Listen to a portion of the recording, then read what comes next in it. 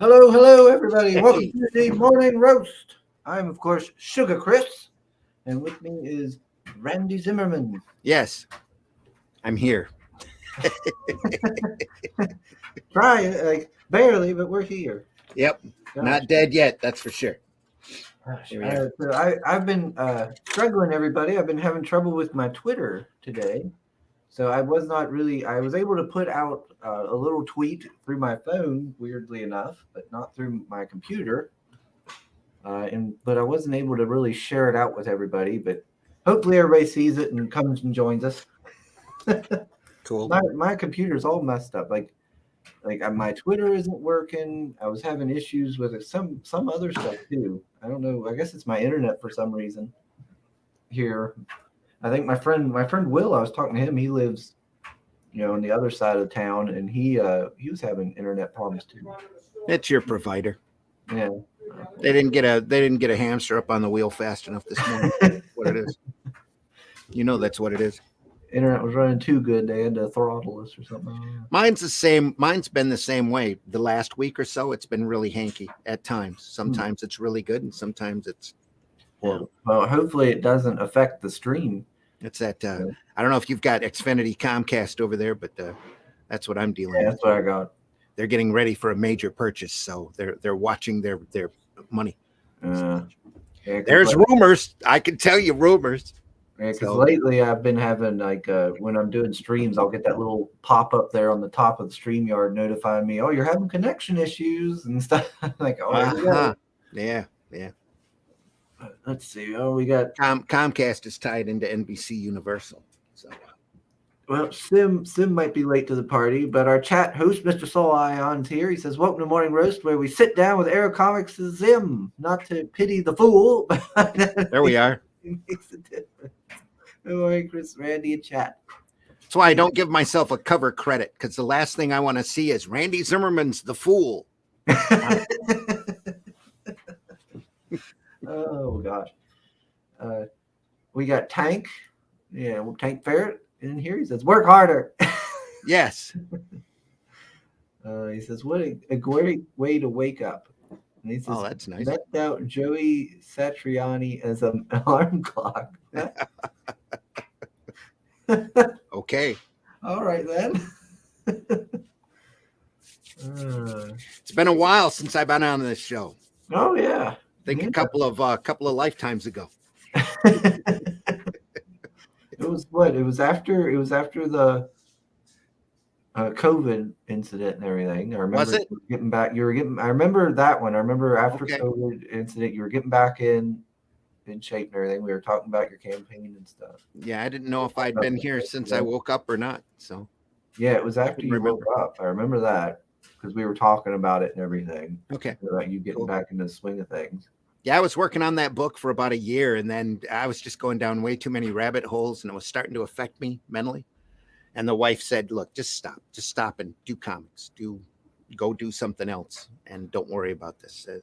COVID was already past, and I've kind of missed that wave anyway. So I might do it someday. I've still got all the drawings I did while I was in the hospital, and got those all scanned into the computers, and a couple of other pages already done. But there's if it's messing with you like that. Yeah, it was pretty bad. So, but I told you, if I was here and told you the situation, I had some dreams that were incredibly lucid to me. Oh, really? Wow. Yeah, I was off. They gave me the best drugs you could ever imagine.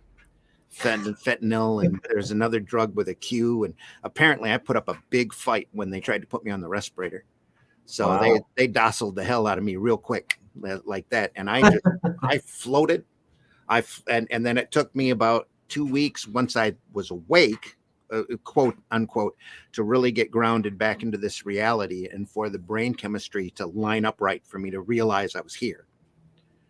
So, and the wife too. No, you didn't go. You weren't over in the West Coast. You didn't travel on a large steam engine suspended upside down in a black spider web with a nurse behind you all the time, because I could hear the engine and hear the whistle blowing and all this for some Halloween thing that Hart Fisher was putting on. That didn't happen.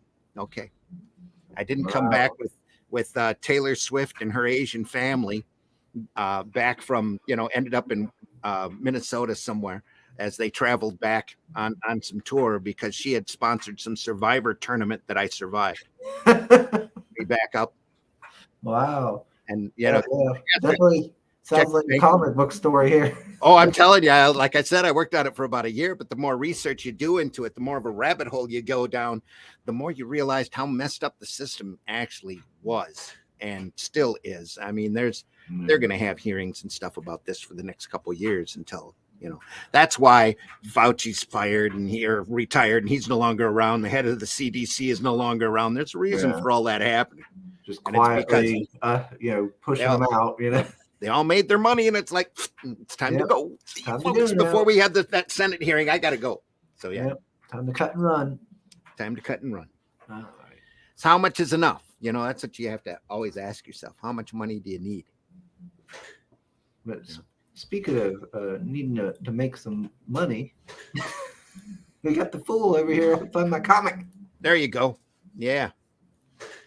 It's been there for a couple months. Luke Stone started Fund My Comics, and he's been rolling. He's been rolling like a steamroller ever since he woke back up. And I wanted to put something up there. Plus, he's Arrow Comics, and I want to make sure that all gets supported. So I put the Fool up.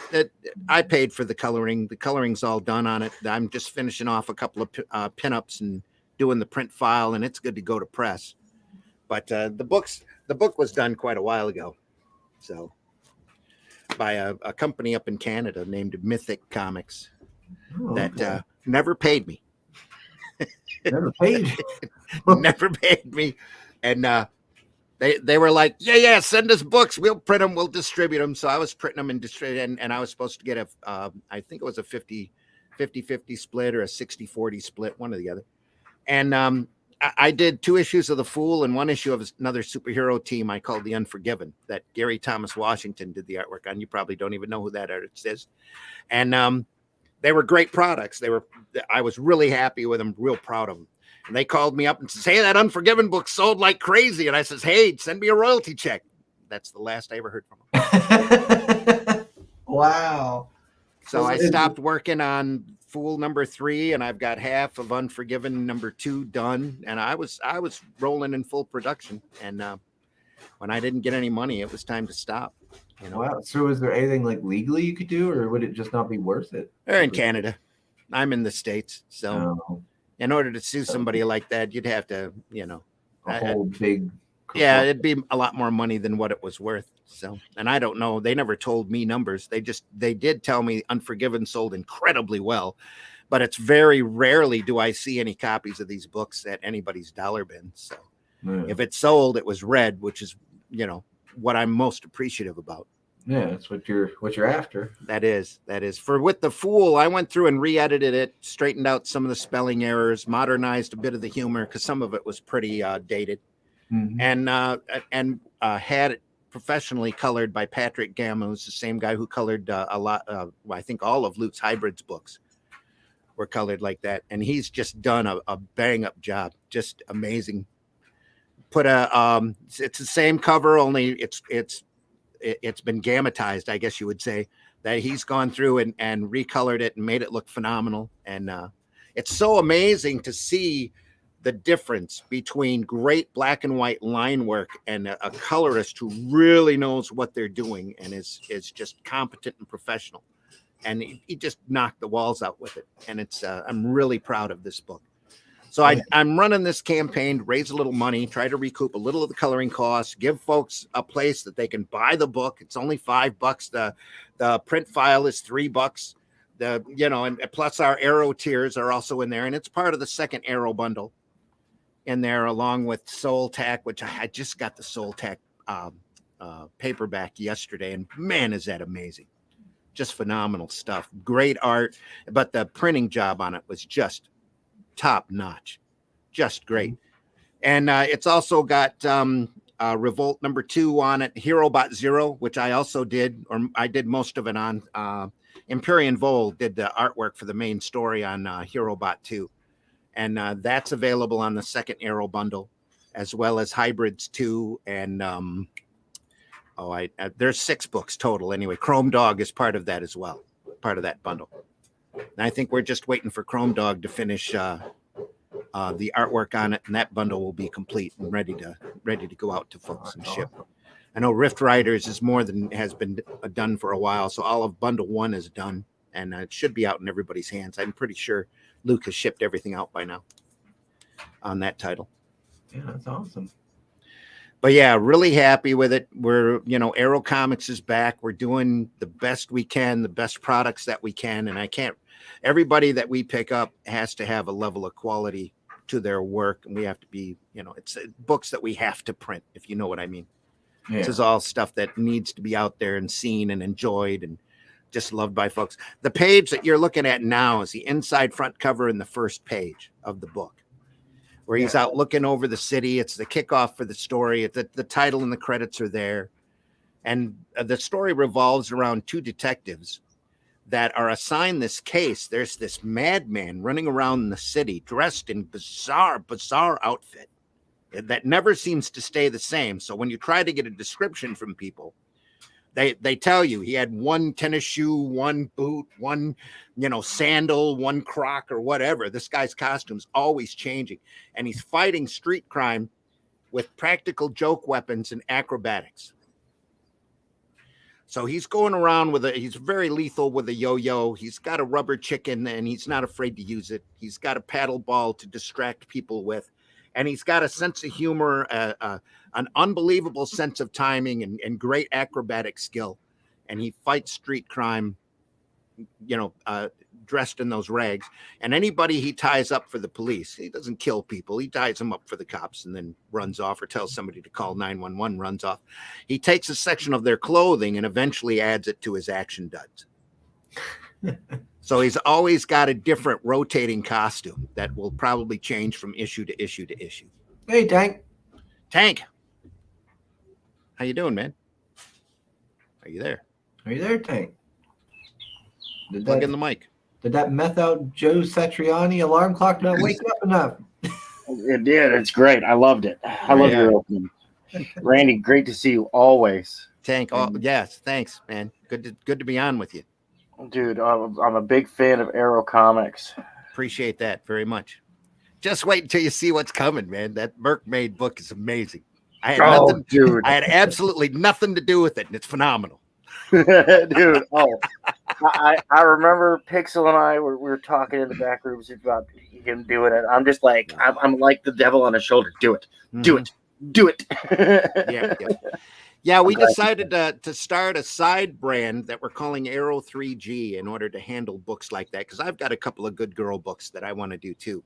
I've got an all-female superhero team I've been aching to do. If you ever saw the original Spank the Monkey on the Comic Market that I did, I did a three-part series, and the story revolves around Shock and Spank, who are comic shop retailers, and they decide to go where the real money was, and that's in self-publishing. So the first book that they get is this all-girl superhero team that Shock wants to print, and Spank's looking at it going, "This is a boob book, dude. I don't want to do boob books." But what happened is a couple of years after Spank the Monkey on the Comic Market came out, I got a call from somebody out of Minneapolis or Wisconsin, somewhere over in the Midwest, who said, "Dude, I saw that property in Spank the Monkey on the Comic Market. That could make a lot of money. I need to do that book." So I went, okay. So I sat down and made, an entire world up and came up with a great story for it and a great reason for it to exist in the first place, other than the fact that, you can't wear out enough circle templates, and decided to do it. So I had it all ready to go. And then 2 or 3 weeks in, he calls me back. "Oh man, I'm sorry. I don't have the money to do it." I'm like, "Oh, great. Thanks." So for nothing. Nothing's ever truly wasted. You file all this stuff away, and it was a great idea and a good IP, and I'm not going to use it until I know I can, make some money with it. And that was before crowdfunding popped up, or I'd have crowdfunded it right there and then. And I had Brian Germain working on the artwork from Dark Elf Designs. He did a couple of pages on it, but I might be able to show that to you. Oh, okay. What that looks like. But Luke and I were talking about stuff we could do for Arrow Comics, and that was one of the books because the way I changed it, the way the world works with this property is that it's a world where only women get superpowers. And so you have to have the right chromosome combination in order to get extra superpowers. So there's all these superhero women running around this world. Oh, that's hilarious. This rich guy is really offended, and he's just a pig kind of rich dude, spoiled brat kind of guy. So he decides he wants superpowers too, and he's going to do whatever it takes in order to get them. So he ends up going through a transition, and he turns into like a Doctor Doom type character, and he still doesn't get superpowers because only women can have superpowers. And he ends up calling himself Venus Envy. Venus Envy? Yes. Oh, dude, I love it so much. So he's all dressed up as a super villain going around, and he goes through this world and just ravages it because he can make robots. He can pay people off, mercenaries or whatever he has to do. And he wipes out all the women with superpowers on this earth, except for a small ragtag group. So it's like one of each possible kind of superhero that are left. There's 6 characters and they're all women. They're the only ones left, and they decide that they have to all get along in order to fight this guy to stop, to stop any more bloodshed. So let me see if I can call that up on my. I love it, and it turns out the superpower was in his bank account all along. Yes, he's just an evil Iron Man. More like an evil Doctor Doom. Mm. So I mean, a truly bent Doctor Doom's got his own set of motivations, which Marvel's never understood or properly or cashed in on enough. But this sounds like it's actually good. It's going to be worth reading. It's fun. See, that's the thing, fun, right? Fun. That's why we're all in comics anyway, right? Right. That's why we're all here. At least I hope it is. Getting rich is just a side effect of if we can get rich and have fun. That's just a bonus. Yeah. Well, that's the whole point of my company. It's fun. And we're getting all the stuff. I'm not taking your spotlight or nothing like that. Just a quick brief, but we're getting all of our ducks in a row, so that way we can bring fun. Because I have my company. We're just a publishing house and a game company, right? Okay. Right. Well, even the game company is not this company. The game company is my company, but it's licensed. We license to the publishing house, right? Because that's where all I got. We pool all the connections and all the resources and all that fun stuff, right? But we want to have this fun. We want to bring like all these characters onto the tabletop for you, and with beautiful and fair licensing deals, so that way we it's like, here's a product, play with it, have fun. Hey, you know what? A lot of people don't like multiverse, right? Mm-hmm. There's no stakes in it, right? But we're bringing you the omniverse. That's that universe over there, that universe over there, that universe over there, and the stakes are nothing but real, baby. Take your carbon copy, spider people. Shove them. Put them back up your spider hole. That's just marketing. They're just out trying to secure. Well, actually, they're out trying to chase off that copyright because the Ditko estate isn't backing down. So they have to make many different. They have to dilute that brand. Dilute. That's not the right word. Yeah. Oh yeah. They have to water down that brand as much as they possibly can at this point. I tell everybody that's why the death of Captain America happened way back when, was because they were in an argument with the Simon estate over copyright, and they figured if they weren't going to have Captain America, they were going to cash in on his death. So they killed him off for a while. And now he's Sam Wilson. So they, anyway. Always again. Whenever, Oh, I'm still looking for that. I'm not finding it now. Of course, whenever you go to look for something on your computer, you can never It's all good. Let me check out the chat here, see what they're saying. We got Fanta out there, man. Yeah, we got Soul fussing at me about the pitch in the trailer. I know. I'll get to the trailer. Pale Rider demands that we all work harder. Yeah. Promise is broken. Judge Judy. Oh my gosh, Pale Rider, don't you start. I did not break any promises today. You're lying. Soul says, Pale Rider, I'm telling you, man, you get that you get a crowdfunder going, and me and a buddy will come down. We'll be Chris's bodyguards. You got 2 combat military veterans ready to go. We just need 6 and mirror shades. All right, I can't find it now for whatever reason, but it's all good, Randy. I'm sure I'll find it as soon as I'm off the air. But I'm calling it Why Women. Anyway, Why Women? Oh my goodness, I love it. It's Steve, actually. And there's a magic user in Camtasia who has tattoos all over her body, and every tattoo is a different magic spell that she can pull out. There's Madame Machete, who's a master of machete knives. There's Starburst, I think, girl who shoots light powers, and she has to dress in a skimpy costume as possible because her body heat is so high she can't stand wearing clothes. There, War, which is a Olympian, a female god of war, who's a little character with a very large hammer that she uses a lot of. And my favorite is a insane, because every good superhero team has that off kilter, bizarre character who goes around and is always hard to control. Your Wolverine type is a character who's out of control. In fact, they have to break her out of the asylum in order to get her on the team, and that's Luna Chick. So, hey, Sam. Hello, Sam. Thanks for sending me the link, Zim. You're welcome. Because Chris was having a hard time this morning. So yeah, I had to have him send it, Sam. Don't start on me. I can't get my Twitter to work at all. Really? Yeah, I can't get Twitter to come up. The only way I was able to do it was I turned off the Wi-Fi on my phone and was able to get it through my phone. So you know what that bring up a couple different things. You know what that means? PSYOP, right there. Yeah, that's always the default answer. Yep. Not enough hamsters on that wheel this morning. Yep. Clear that browser history guy. Oh well.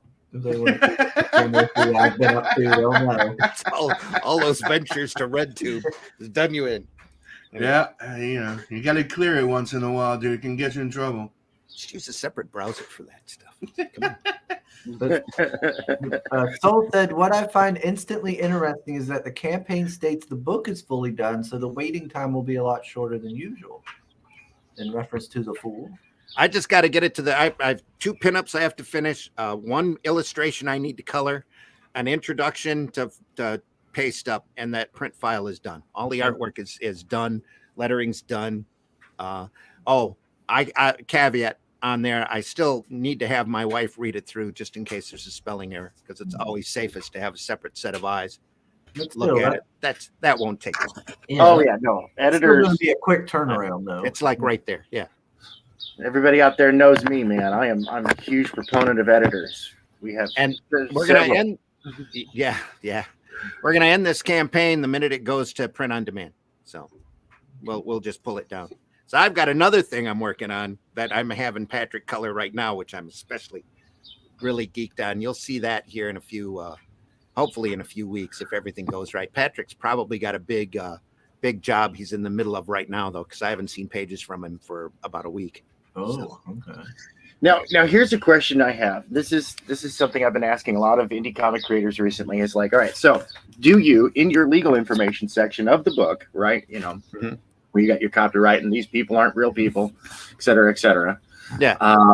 Do you signify the difference between your crowdfunding and your print on demand and your limited print runs? It's all the same. Well, a first print of Lord of the Rings is still the same as the 15th print of Lord of the Rings from Random House. You know what I mean? But they signify the which edition this is, even though it's the exact same book. The only difference is that little tiny bit of wording. Mm-hmm. But this is something I'm kind of encouraging indie creators to do. It's like, yeah, this is for your collector's market. Let's entice some more collectors here. Like, this is the, and not, I'm not dictating anybody, because apparently if I give business advice, I'm micromanaging their business. Looking at a current dog kicker. Anyway,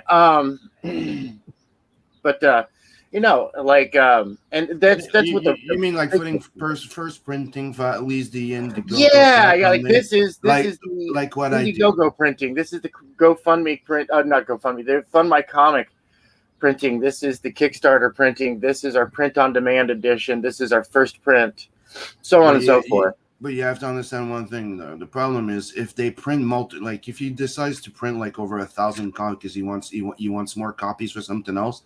That's two different printing orders. No, it is. Mm-hmm. It is. Yeah, but the crazy thing with print on demand, though, you don't get charged an extra setup fee. But depending upon the printer that you work with, you might be able to pound your per unit cost down a little bit if you print as much as you possibly can afford. You don't just print to order. You're going to print a little bit for your back stock anyway. Right. So, like, for example, and I'm in no way I'm advertising for this company because I think they're great, but I'm not getting compensated at all for this.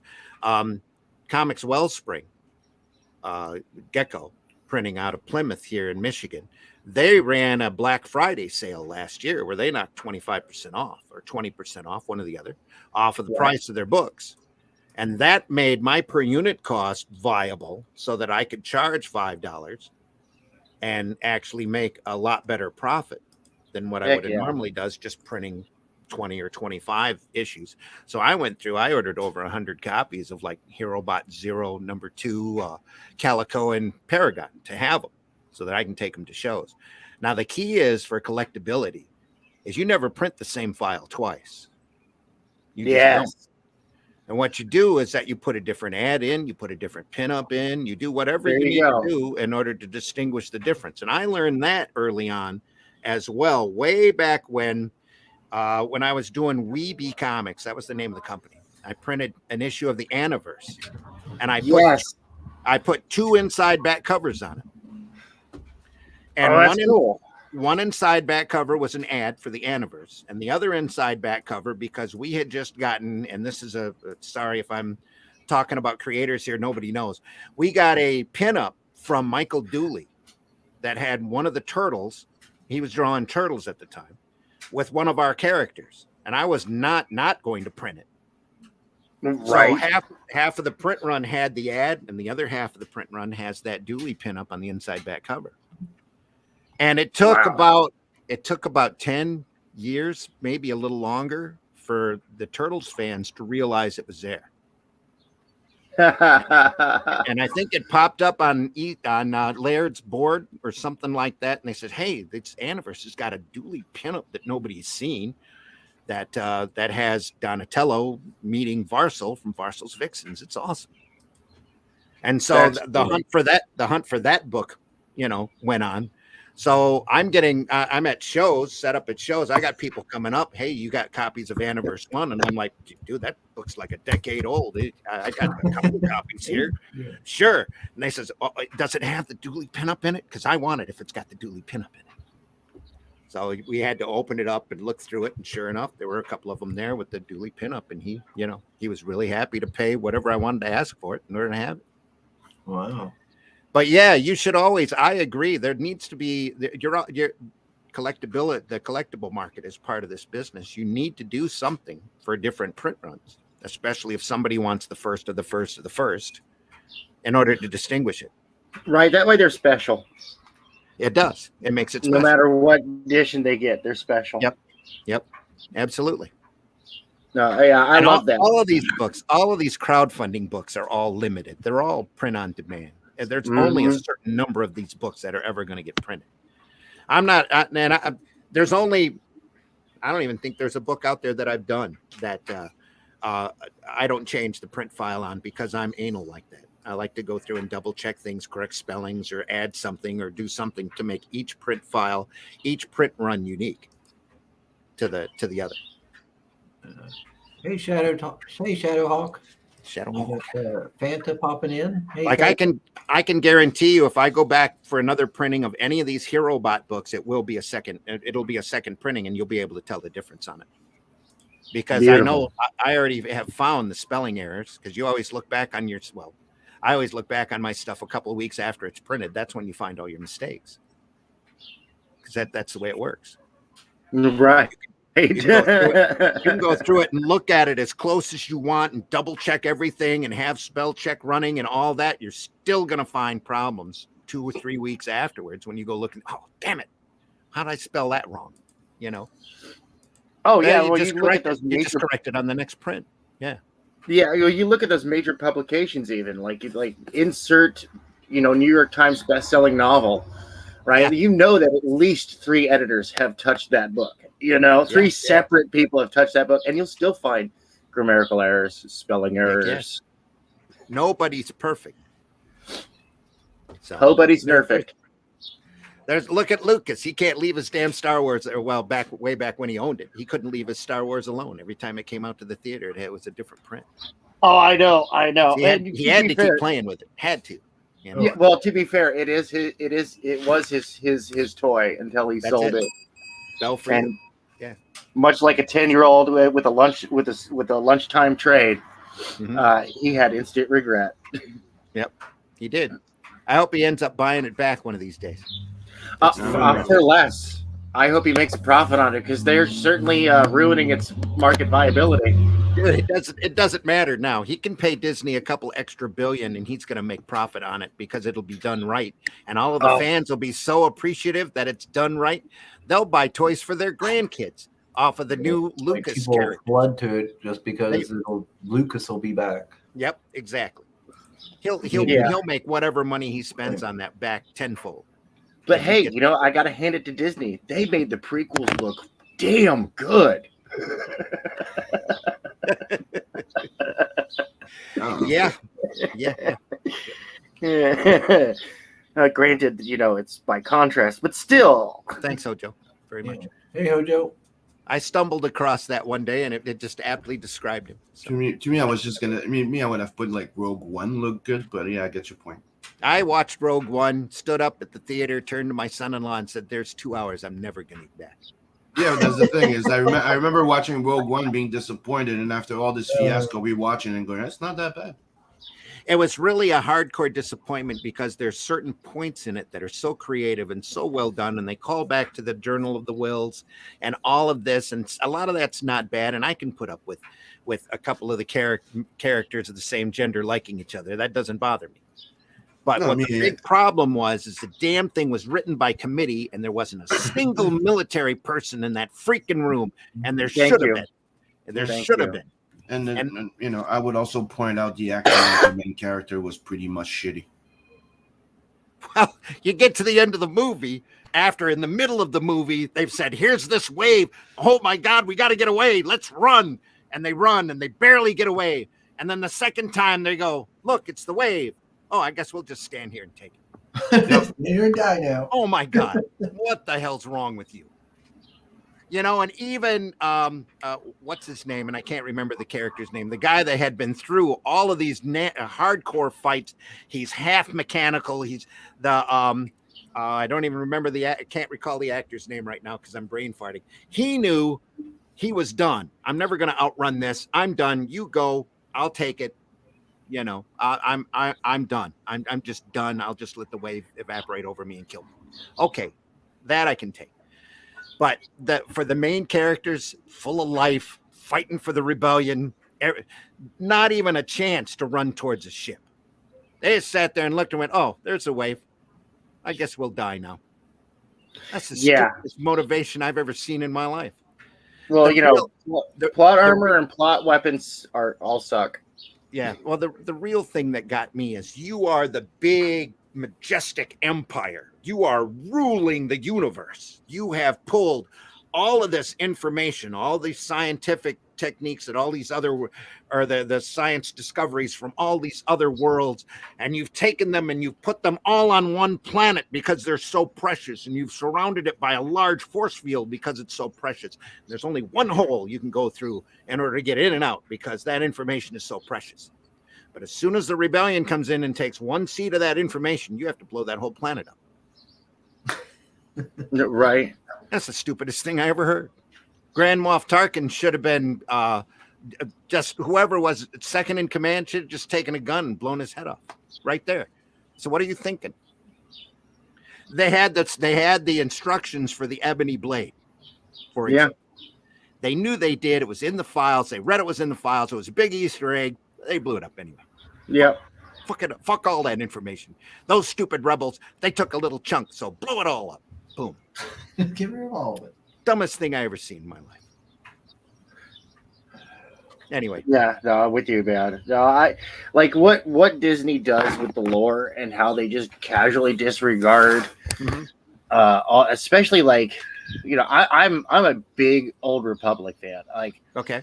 A lot of the stuff, the stuff that surrounded like the movies, the extended universe, it was like for me it was hit or miss. But the Old Republic stuff, the golden age of the Sith, the rise of the Sith, the fact that the whole term Sith comes from this now extinct race of asshats, force using asshats, and all that stuff Dark Horse nurtured for years and literally kept the property alive. Disney got for next to free because these creators did it and they knew they were doing it to give it to Star Wars because they wanted to add to that lore. They wanted to contribute to what Lucas had started, and they kept the same flavor going, or the same. And most of the stories were really good, and Disney gets up there and goes, all that stuff never exists. Just I'm 100% with you. Dude, it's like I hear people like, oh, they're gonna do Revan, they're gonna do Exar Kun, they're gonna do all this stuff, and I'm like, no, please don't, please don't. Well, like the best thing that Star Wars right now is a World of Warcraft clone game. It's where the best Star Wars storytelling is right now, and I'll tell you right now, the game, it's I don't like World of Warcraft, right? I don't like the gameplay. It's boring. It was really exciting when it came out, but now it is boring. But the you can just throw it on easy mode, go BS your way through the fights, watch your character do some cool stuff, right? Murder, hack, slash, use the Force or not, and just experience the cutscenes. They're so good. I'm like, dude, it makes it worth it. Yeah. And like I said, I really got to put that huge caveat out there. I don't like World of Warcraft style games. That is boring. But I still play Star Wars The Old Republic. I think I only have like 2 storylines to complete. And then I've watched them all and how they intertwine and stuff. And dang, if it wasn't a compelling story, some of them I want to play through again. You know, this time I want to, instead of going the dark side, I'm going to go light side. Yeah. And see how it is, because they have different endings. It really is KOTOR online without the cool, Knights of the Old Republic system that they had, the game system, because you can't do that when you have multiple players. It just doesn't work. But I guess that it's also. I would have to say, I hope it's also a good lesson for most of the fans of Star Wars. The more you pressure creators to rush everything to be a McDonald type, because you want more and more, that's what happens. Yeah, you lose galaxies. Yeah, you lose galaxies, which had fantastic gameplay and no story, and replace it for fantastic story with subpar gameplay. There was a whole bunch of canon, like you guys mentioned, the comic books and the novels. The novels started it all. There was the they did sequels to the movie that was not that good, like the Call of Bakura or something like that, the Truce of Bakura. I think that was meh. But that freaking Shadow of the Empire that was in between, dude. Hey, that's the movie without a movie. Yeah, it's legendary. It has a fucking novel. The video game is insane, but that one is just good. Anyways, And they it's come not in just- and they go, "Oh, this great shit." Yeah, not canon anymore. Fuck you. Yep. It's not just Star Wars either, because the first Predator versus Aliens miniseries that Dark Horse did would be a fucking hell of a movie. Oh, dude. Just phenomenal. And they won't do it. Me was the Batman Predator one, the first one. That wasn't, Wow. yeah. The one where Batman tries the suit, doesn't work. He goes, fucking this shit, grabs the bat and goes after him. And that's how he ends the fucking Predator. You're like, holy fuck. Like, I still to this day, dude, it's one of the, there's nothing as good as that one. It's my favorite Predator crossover because the Batman one was just sick. Cool. Beats him up with a baseball bat. Yeah, I need to play this trailer. Oh, you haven't played it yet? Oh yeah, no, we're hanging. Shh. It's a little, silly. It's meant to be starting silly. to be in his habit. He waits till an hour and then he starts playing the video. It's all right. Arrow Comics is proud to present to you the fast-paced vigilante justice as only what is this guy dressed as? This is the Fool. This is the Fool from Arrow Comics with great artwork by Chris Tyson, colors by Patrick Gamma, written and created by Randy Zimmerman. This guy runs around the city using practical joke weapons to fight crime, and the cops just want to get him off the street before he hurts somebody. You need to read this book. Available in its own individual campaign or part of Arrow Bundle number 2. Arrow Bundle number 1 is also available with the Fool campaign over at fundmycomic.com. Check it out. Yeah, nice and simple. It's about. I like the artwork. I love the artwork. Yeah, it totally fits the character. Yeah. Yep. It fits. It's a good fit. It's in fact it's the only thing that he's wearing that fits well on him. I have a part in another story. It's not in this issue, where he's running down the street and a little kid stops him and asks him if he's a superhero, then asks him if he's got any superpowers. And he looks around and then leans over to the kid real close and whispers in his ear. He goes, "I have the mutant power to sew." And he goes running off. I love that. See, that harkens me back to like the late 80s, early 90s, where you had those offbeat characters and stuff. Yeah. I had never even seen like Siegel and Schuster's Funny Man. Yeah. Chance to see that. That's a public domain. I had no idea that character existed when I did this. Wow. That's crazy. That's great, Well, since he's public domain, maybe a team up. Yeah, there you go. Somebody else suggested I do a comics skater. A stand-up comedian who runs around on super-powered skates. If they can have their own funny super team, just one special large annual edition. It could be, yeah. Who had that comic with like the superhero that skated? Was that Skate Man? Continuity. Yeah. And plus, there's been a couple of characters on skateboards. So I saw somebody had some shoes they were showing off online the other day that are 6 wheels on the bottom of the shoe. They go walking and then skating along. It's supposed to be the next big thing in public transportation. I've never seen those. Pretty crazy. It's not like rollerblades. There's 3 wheels on each side of the shoe, and you just, as you're walking, you're just moving faster because you're skating along. Huh. Yeah, my niece had those, we call them wheelies or whatever. It had the little wheel on them, and you could. That was in the front, if I remember right. So you had to, or in the back, you had to put your heel down in order to. Yeah. And then she'd just go along.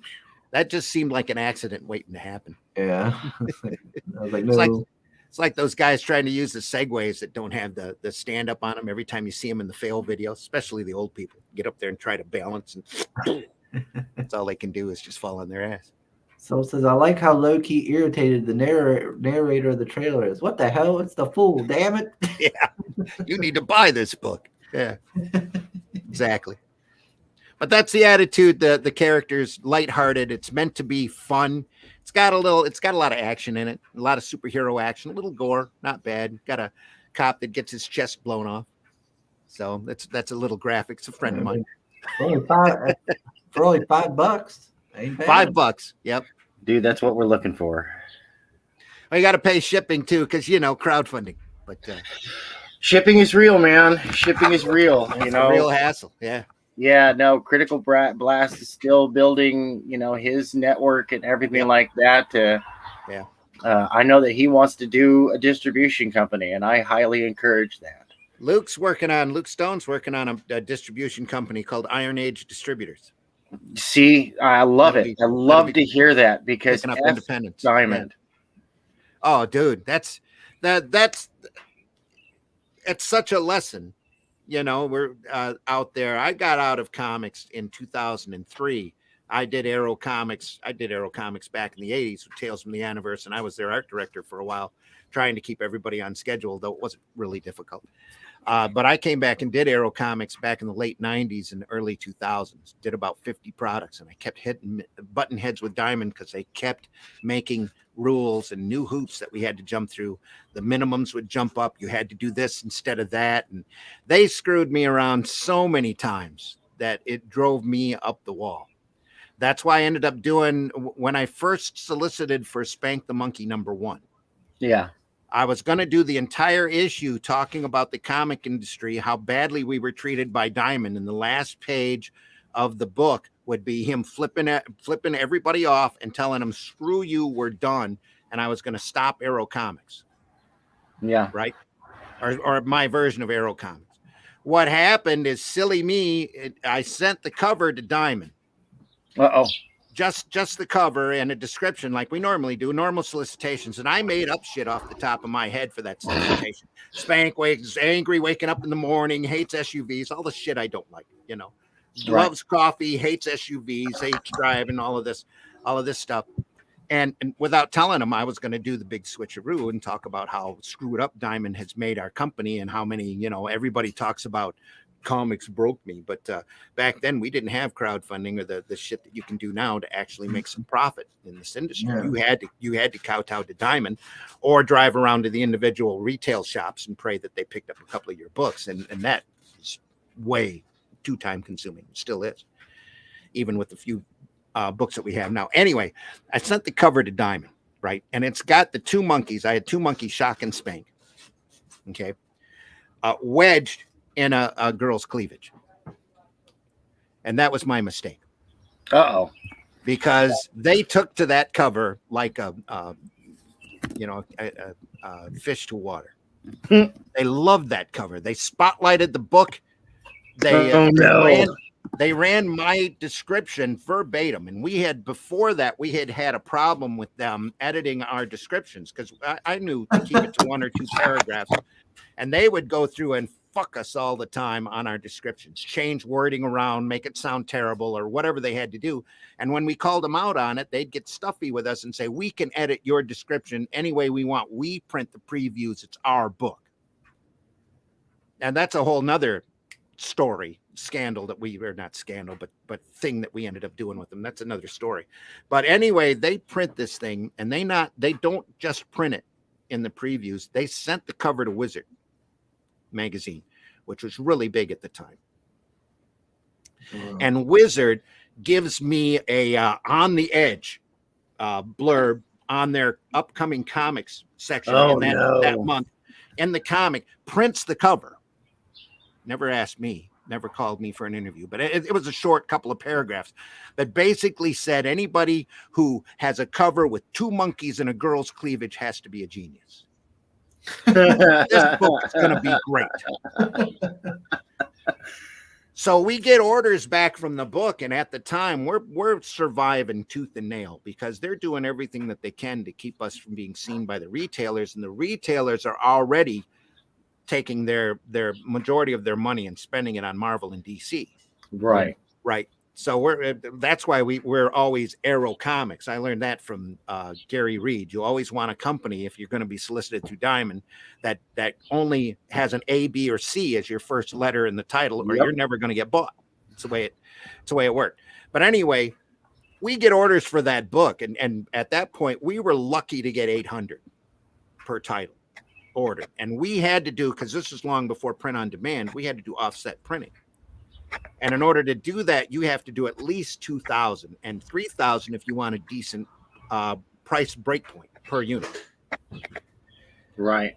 Right. The orders come in on that book. It's like 2,700. So it's hard money. It's hard money for us. So we printed 3,000 of that title and we moved through them real fast. I've only got one beat up copy myself to this day. I've got it sitting in a notebook and Cool. A little plastic sleeve or whatever. All the rest of those copies are gone. But we ended up doing a Chicago Wizard World Con that year. Paid for half a table. Went in on a guy whose other half chickened out on him or couldn't make the show or whatever. So we paid for half the table. I printed that cover up to the size of an old style movie poster, about 25 wide, 48 tall. And I put it behind us at the show. Okay. We were way in the back, way in the corner. Ray Park was there for that time, and Darth Maul, the first Star Wars, had just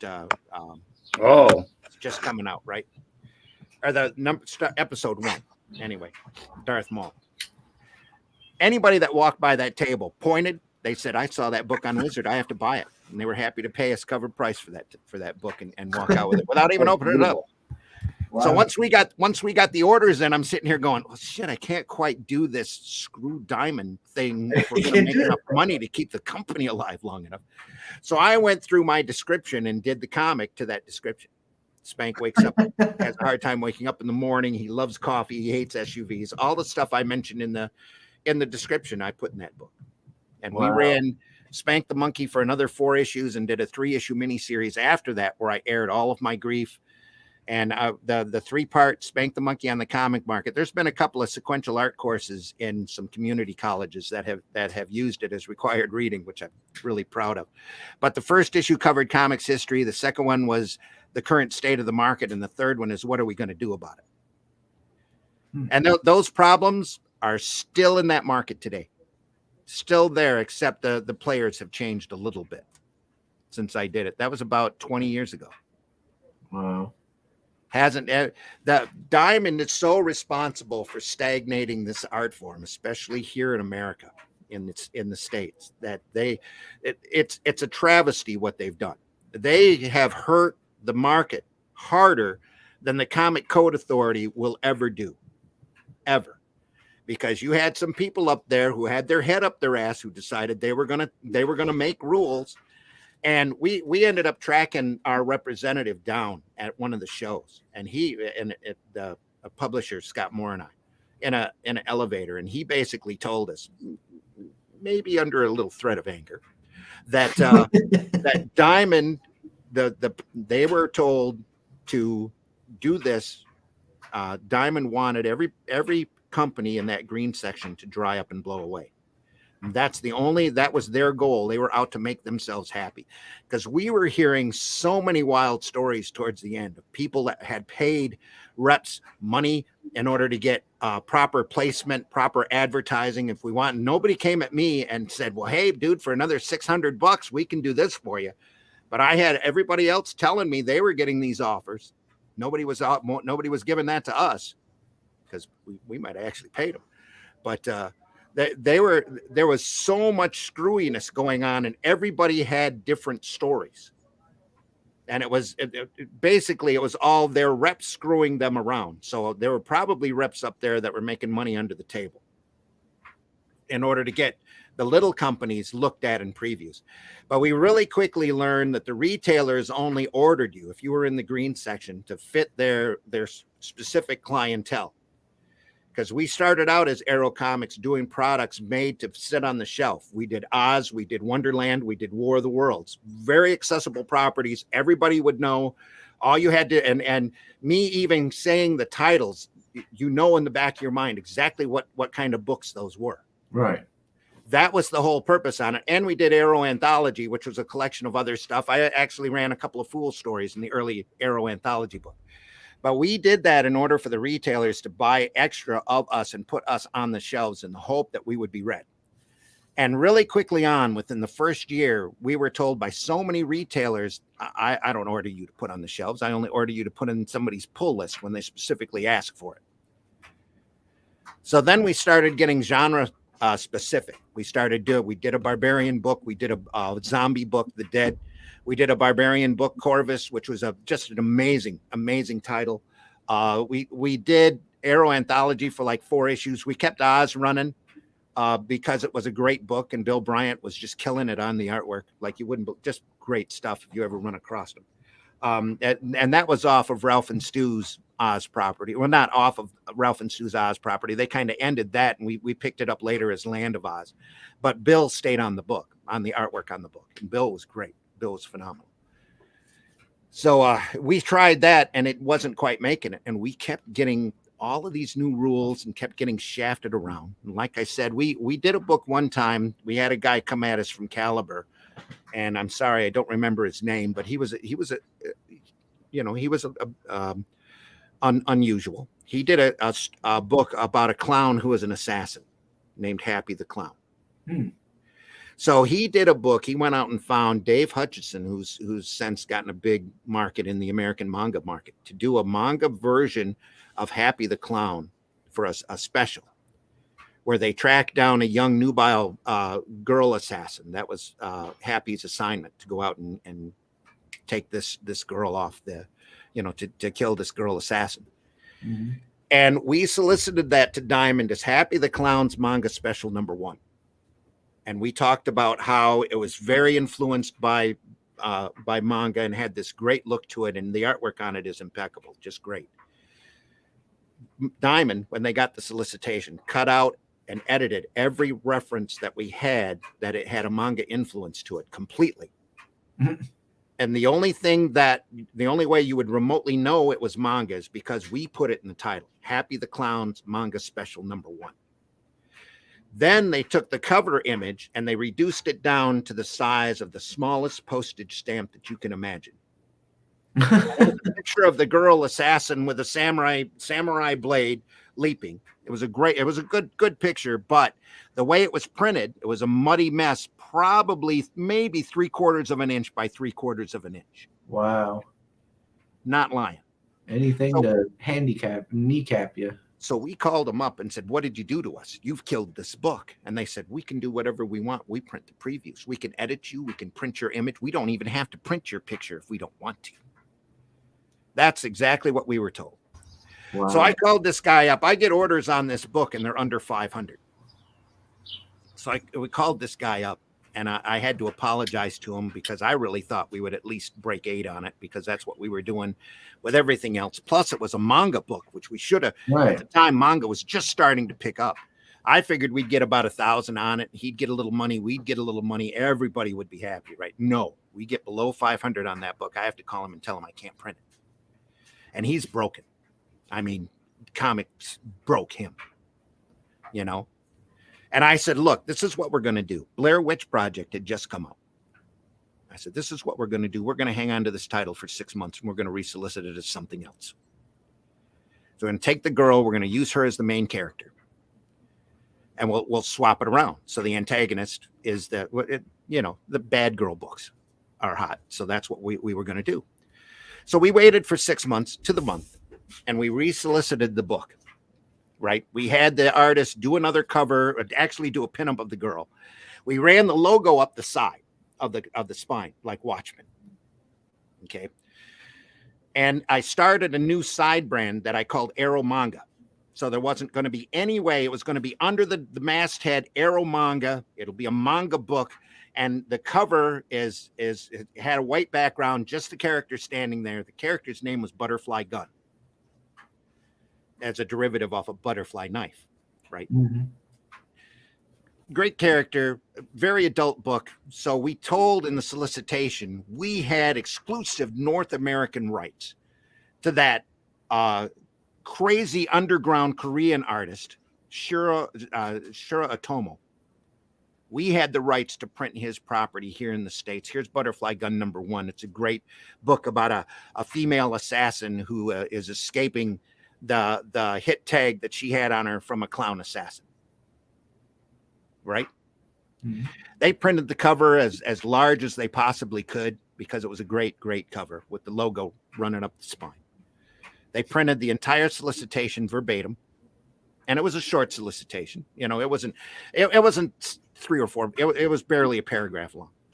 We got orders on that book of around 3,000. Wow.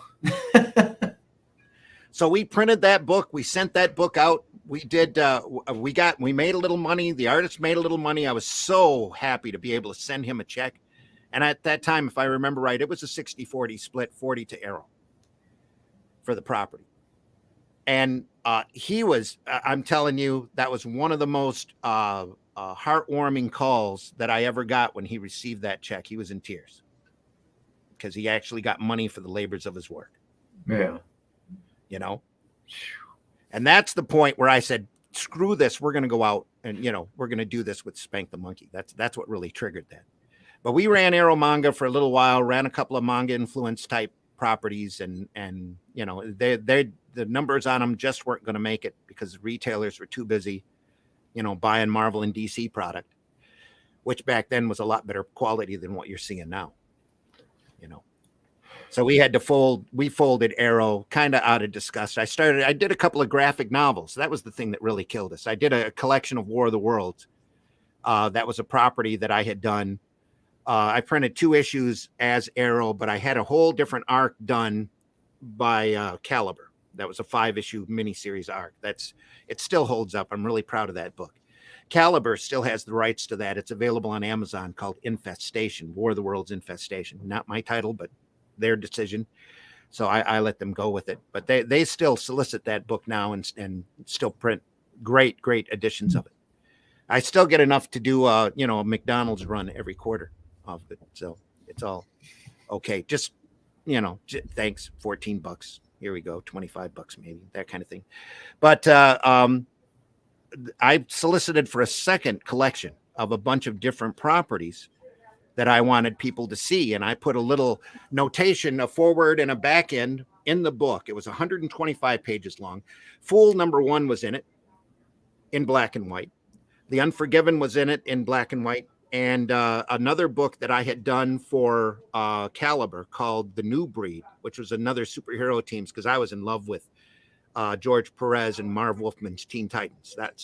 That's just classic superhero comics to me, and I love that format. And I'll write and design a superhero team like that any day of the week, because I love that property or that genre and what you can do with it.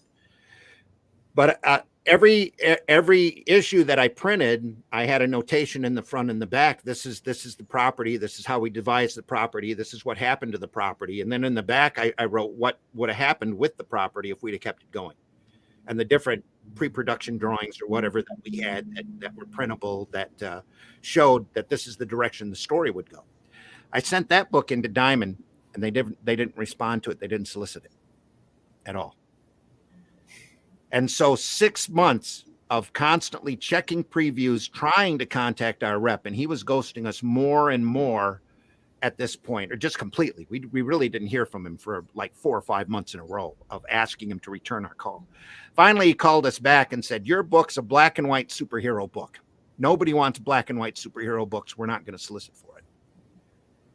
So that book never got printed. That book had that's just as print on demand started coming in.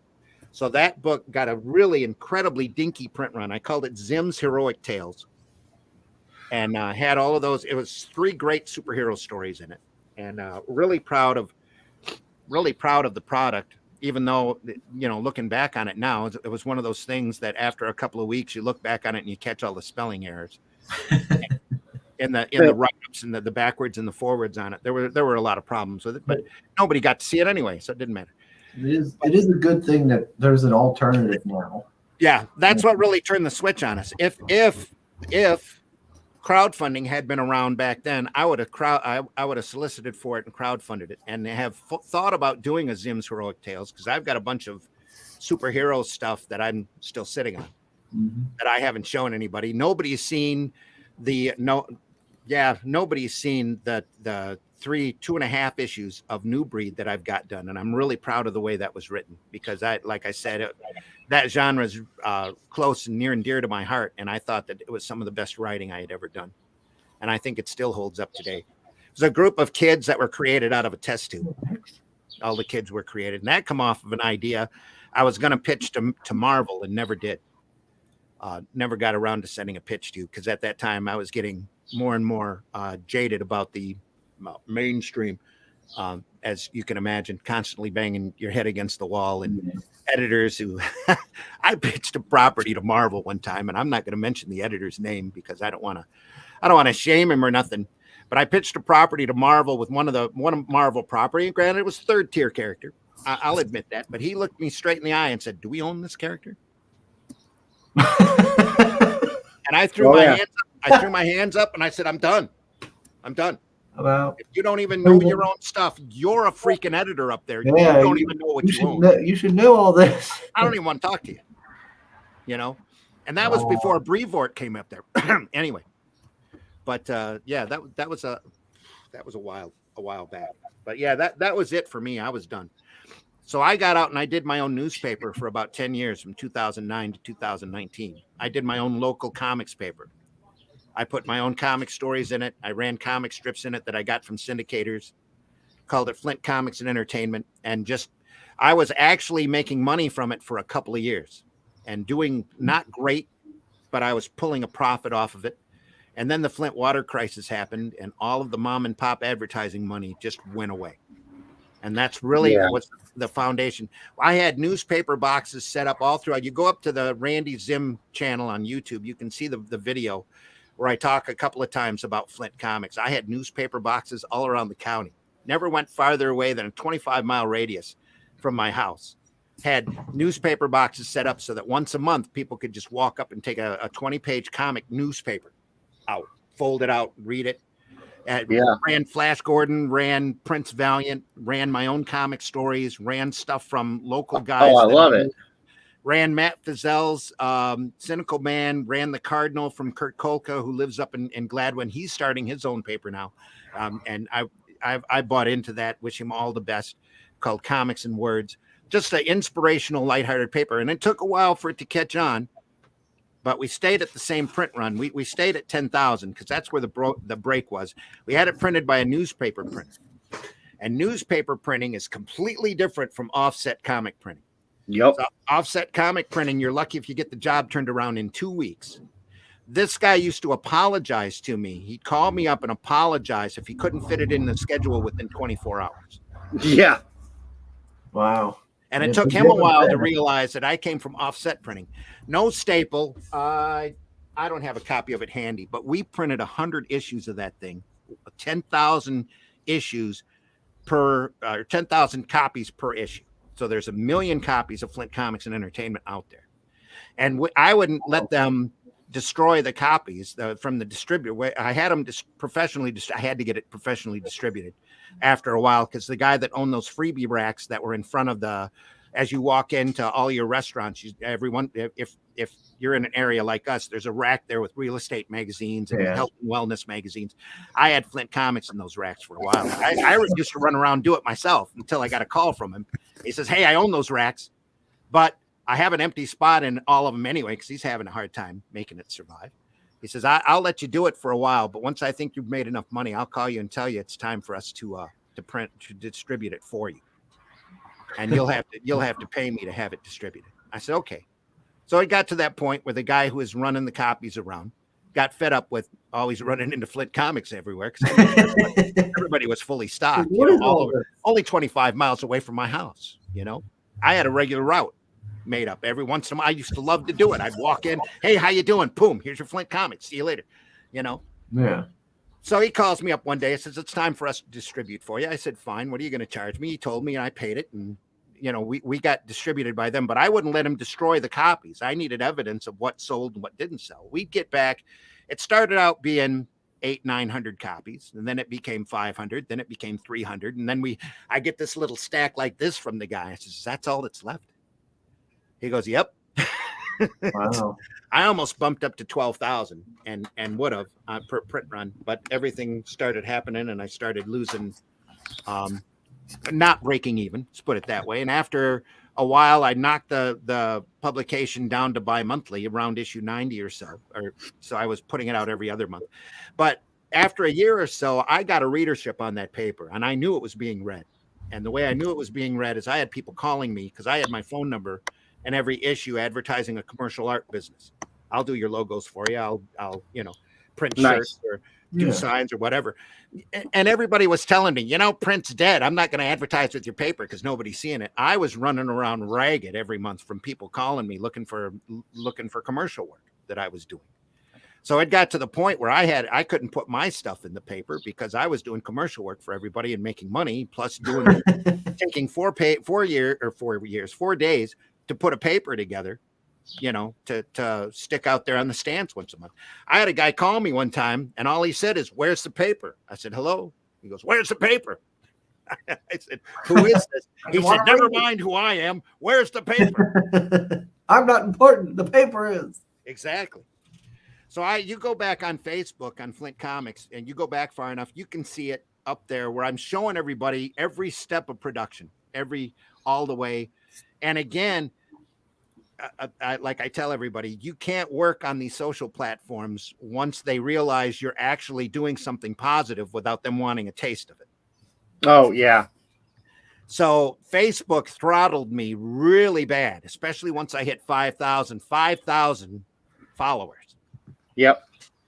And I ran one ad and they literally took my hit view from 3,000 down to 300. Boom. So I stopped advertising on Facebook. I said, I won't do that again. I've learned my lesson. Thank you. But they'd send me ads every other day. They'd send me emails. "Hey, we could bump your visibility rate if you'll just pay us. If you'll just pay us, we'll up your visibility rate." And I'm like, screw you. I was getting better visibility from you before, Yeah. If you'd have kept me at that number and not throttled me, I'd have probably paid you for the rest of my life because you were a valuable service. Because everybody knew, and I ran the Facebook page address in every paper so that you could go up there. You can follow the progress of the paper. Mm-hmm. Hey, it's being put together. Hey, I've got this great story coming out. Can't wait for you to see the next Flash Gordon episode. I'd print whole pages of Flash Gordon, whole page of Prince Valiant, 3 or 4 or 5 strips on a page. And it was a big size, regular size newspaper. We'd run it off. The print press was 20 minutes from my house, down in just barely outside the county line to the south of me. And I had a great rapport with the publisher. I had a great rapport with the distributor. I had a great rapport with all of the advertisers that were working, and they were seeing, the ones that were looking were actually seeing the results. And everybody was loving that paper, except for maybe 10, 15% of the people that didn't have a sense of humor. Who didn't like comics, didn't like comic strips. Get that thing out of here. Yeah. I had a couple of people and I don't want to sound chauvinistic here, mostly women though. How dare you remind me of my hugless childhood? I don't know what the problem was. It's just they didn't have a sense of humor and they wanted me out of their store or out of their restaurant. That just keeps people sitting. Well, isn't that the idea? You want them to sit there and you want them to buy more food, right? Yeah. Would that be a good thing? Oh, we always have to pick up after that paper. Get it out of here. Yeah, that kind of thing. But one of my proudest moments, and I'll tell everybody this, I walked into one of our mainstay Italian restaurants, mom and pop operation restaurants, walked into their bathroom, and above the urinal was a bulletin board that had a page of Flint Comics nailed to it so that you can see and read Leo at the same time. That was everything. Read and take a whiz. Yep. That was it. Or you'd walk into one of the local bars and you'd see it draped across the handicap stall rail. That was it for me. And I knew we were read. That was a great time. And I'd do it again if I could make money at it. I'd do it in a heartbeat. So says oh my goodness, dude, it drives me nuts when I hear that because I'm like, look, a little gratis goes a long way, right? If you got something cheap, you got something that's real cheap, right? Mm-hmm. It didn't cost you much for the item, and the customer, and it's well within your profit margin. It doesn't significantly impact your profit margin. You give a little something away, right? I got these, the reason why I haven't been around in a comic sphere too much is I've been doing real world work. Where one of my clients owns these 2 different construction companies. And so I'm making 3D printed, I make 3D printed keychains. Okay, cool. They're little keychains. and they're also kind of business cards at the same time. Right? Yeah, it's a little alien dressed up in different work clothes, right? Cool. And this company sends we just did $1,000 contract where I'm producing a bunch of these things for them for a decent price, and they're giving out to their clients, and their business is growing because they have this cheap little. They're like, dude, they gave me this little nifty thing that was free. Yeah. Yep. That's what I had to, like I said, that commercial art job, the ad that I was running in the paper was giving me all sorts of stuff, and it opened up a lot of doors for me with a good dozen or so clients that I still serve to this day. It's really become a good part-time gig. It helps pay for my wife's casino tours, that kind of thing. Right. Well, like on that one feature that you've got here on your campaign where it's like, buy the book and I'll send you a copy of one of our other books. And you're like, it might even be from the last century. I love that. Thank you. A little gratis. Right. Speaking from a business perspective, that expense has been accounted for probably long ago. It could be an antique too. You never know. Right. And that's really cool because like that's a win for you. And the win for the consumer is like, dude, this is out of circulation, bro. Yeah. It's one of those. And I tell people on my podcast to hit your local retailer and actually look at those boxes that are collecting dust, usually along the floor, because there's so many treasures in there that you probably haven't read, don't know about, never seen, have no idea what they are. And we're getting at an age now where these kids, I mean, 20, 30 years old, are coming in. They don't know what a creepy is. They don't know what an eerie is. They've never seen a Warren publication in their life. And there's some phenomenal stuff sitting in there. Marvel used to print stuff in black and white. Ooh, Oh, yeah. Yeah. What is this Planet of the Apes magazine? That kind of thing, Right. Well, and just classic stuff. And we touch upon this other thing, right? We have the collector's game, right? The collector's game of crowdfunding. I see a lot of these guys, they buy 2 of the package, they go flip one of the packages on eBay, and they essentially got their item for free. Right? I love that. I love to see capitalism in action. Sorry if you hear some banging. I'm having the kitchen floor refinished. Actually, the wife is having the kitchen floor refinished, and he's right above my head. So you might hear some hammer. It's okay, man. Judging by the number of birds around me, I think I'm a Disney princess. I hear you. That's all part of the transparency. But anyway. But yeah, there's just so much great comics out there. People want to complain about the current state of the industry. Go back and read the great old stuff, man. Go get this. Get 2 books, dude. buy all these crowdfunding books. There's so many great things. Ooh, bit late. Oh, cool. Speaking of good crowdfunding books, Only Death Can Save Us. I love that book. Love it. We're on here to boast, right? I can boast about what yeah. I can I'm pretty sure I know where that one is. Russ and I are working on an adaptation of the first sword and sorcery story ever in the pulps. What? And Russ is just knocking it out of the park. It's amazing to look at. I had the joy literally of adapting the story, and I tried to stay as faithful to it as possible. So I just broke this thing down by pages and tried to make it so there weren't huge blocks of text for people to get lost in, because it's a public domain Robert E. Howard story. Ooh. And Howard, I've always loved Howard anyway, but I can throw a page up here because I've got Russ's permission to show this off. Oh, okay. So, well, for me, it's like Robert E. Howard, Leonard Carpenter, and then there's a bunch of other people that are really good. But I'm sorry, it's just a bunch of other people. Oh, look at that!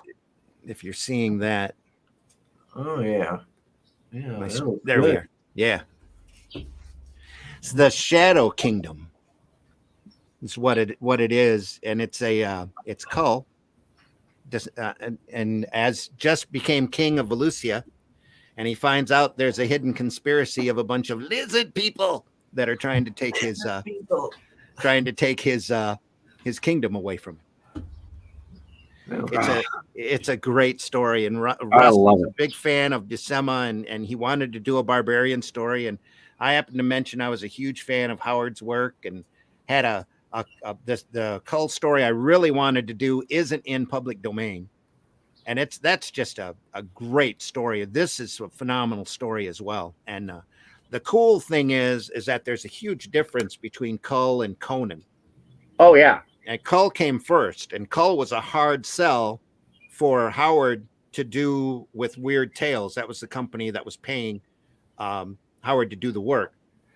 And because this character is Cull is all barbarian. We all know the typical barbarian lamentations of their women and have your enemies at your knees and all of this.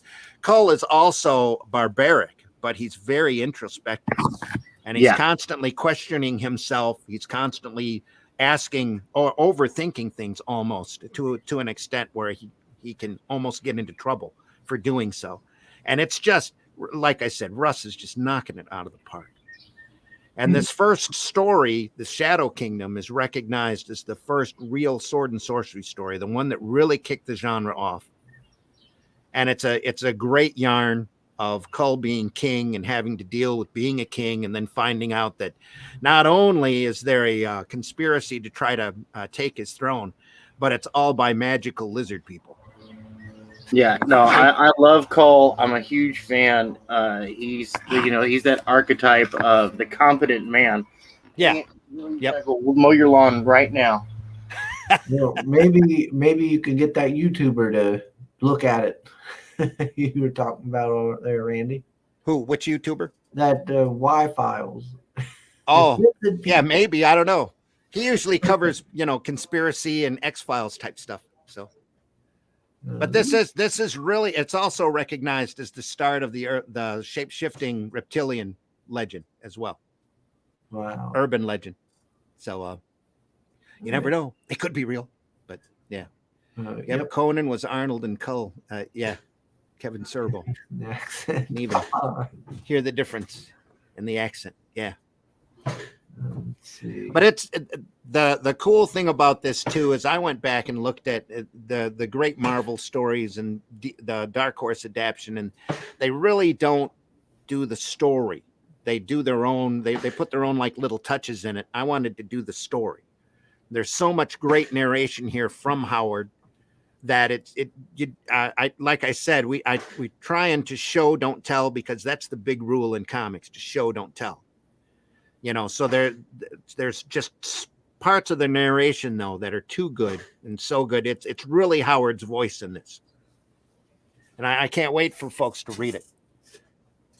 That is refreshing. It's refreshing to see somebody trying to keep it as true to the source as possible. Yeah, because every time you get like a writer, especially nowadays, it's always like, well, I got to change it because it's I got to add my touch. Yeah. This is towards the end. These are pencils, by the way. The finished work isn't going to it's I'm sure it's going to look like this, but not exactly like this, because Russ is going to ink the hell out of it. But this is towards the end of the first chapter where Cull as king gets up and starts thinking about his life.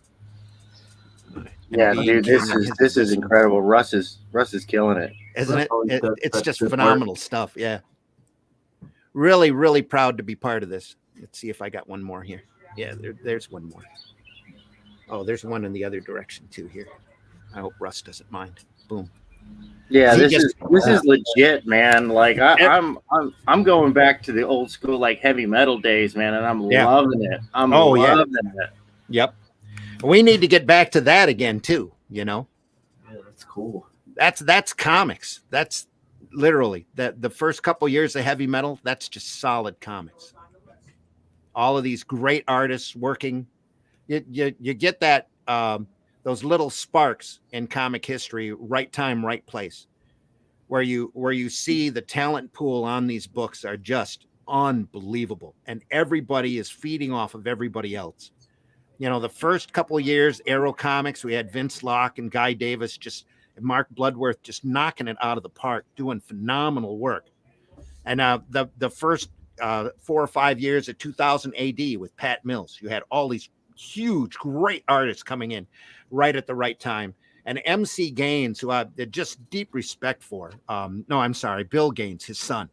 Bill Gaines was a talent magnet. He went through and pulled in all of these huge people for EC Comics. That's why you can't buy an EC comic without getting having to pay a hardcore collector's price for them. They're very rare to see at shows, but that's because the talent on those books were so good and so phenomenal. There's entire runs there, and then MC stops doing regular comics and concentrates on doing magazines, and he pulls together the best cartoonists that he possibly can for Mad Magazine. And those Mad Magazines was just prime material for decades, just the best of the best doing their best work. Just really underrated in today's market, especially in the comic circles. Just great stuff. Yeah, I went a while back to an auction, and I got a box of just random comics and stuff, and it had a bunch of Mad and Cracked magazine in it here. Why'd you kick Randy out? Oh, Randy leave? Yeah, I guess he left. He pulled a tank and pushed the wrong X. Yes. Oh, Lordy. Oh, we got Dunkel Ziffers here. Hey, Dunkel Ziffer. Let's see. Did I miss anything? Oh, Russ says, cheers, guys. Randy is producing a great adaptation of the material for me to follow. Thank you. And sorry, I hit the wrong button. It happens. I told you he pulled a tank. Kicked myself out. Yeah. But yeah, there's some great periods there in comics that I love comics history. I was working on a book for it of comics history before I got involved with this Liberty fiasco. And it's on my list to get back to here as soon as possible. I can't wait to get back to it. I'm 40 pages in, just barely got up to the creation of Wonder Woman. Yep. So really, nobody's really done a definitive history of comics that I know of in our current century. So the last really great book about comics history was Liz Daniels' History of the Comics, or Comics, the History of Comic Books in America. And that ended in the mid 70s with the underground market just starting. So, and we've had so much happen since then, good and bad. So, yeah, I had one book that was like that. It was a big hardcover book I got from like Ollie's many years back. And it went from like, oh gosh, it was before the rise of superheroes. They had like romance and all that other stuff, and then it went all the way up to like the 80s or 90s, I think. That's the book I'm talking about. Banana Man. It's on it.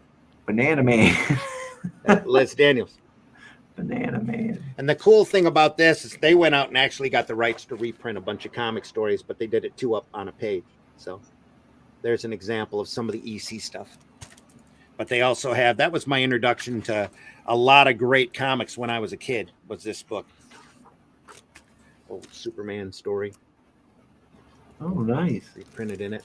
Every time I find this at a show or whatever, I buy a copy. I can only keep one copy on hand at a time because I end up giving it away. There's some of the Reed Crandall, great EC, or not EC, Great Warren publication material. They cover that as well. It's an adaptation of a Poe story. Just great stuff.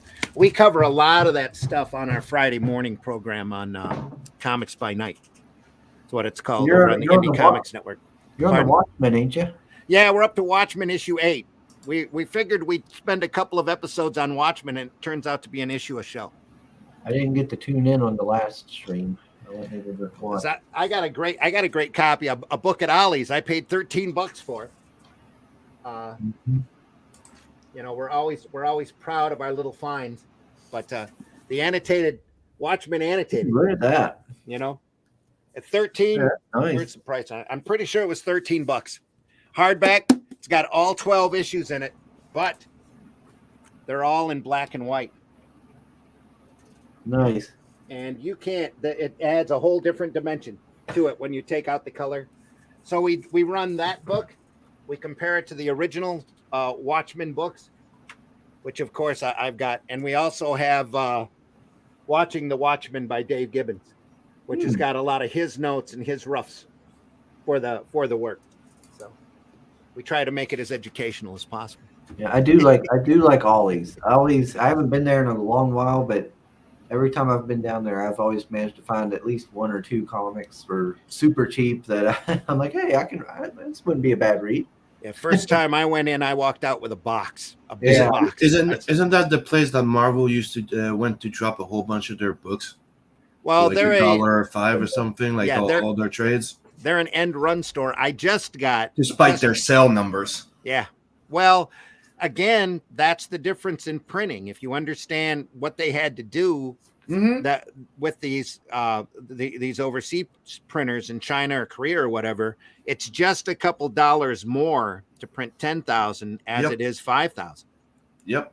So they'd solicit for a book, they'd move 4,000 or 5,000 units, they'd order 10 or 15 or whatever because it's cheap, and they just warehouse it. That's what Marvel and DC did for years. So the first time they called Ollie's, hey, you want these graphic novels? They're sitting in a warehouse. We don't want to pay the warehouse space. Buy these books. The first time they started this, they had those old essentials and the old Showcase Presents for like $6 a hit. And it's like they never learned. That's what killed the entire worth of comics. Well, the problem is now is they still have to hit a minimum, which is about 5, maybe 10,000. And they're doing stuff, the stuff you see in Ollie's now, you're lucky if you're able to find a really good book. Yeah. Because they've got all the crap. You want to read anything Harley Quinn, it's there. Yep. You can pick those up. But it's very rare, and you never see any of the old stuff anymore. The hardcore old collections, the omnibuses they had there. Yeah. You can always tell if you're a friend with a retailer. Whatever Diamond has on sale, I mean a hardcore retailer sale, they're about to break to Ollie's.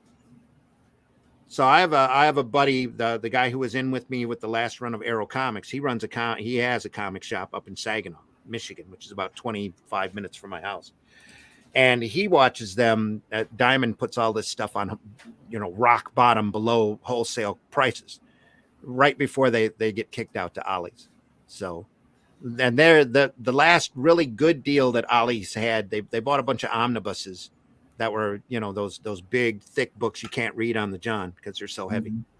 That they were moving 150 retail for $35 at Ollie's. So the first couple of Wonder Woman volumes, the first Legion of Superheroes, the Titans were part of that. Green Arrow, they had all of the Kirby short stories collected. Great stuff. That'd have been nice. Yeah.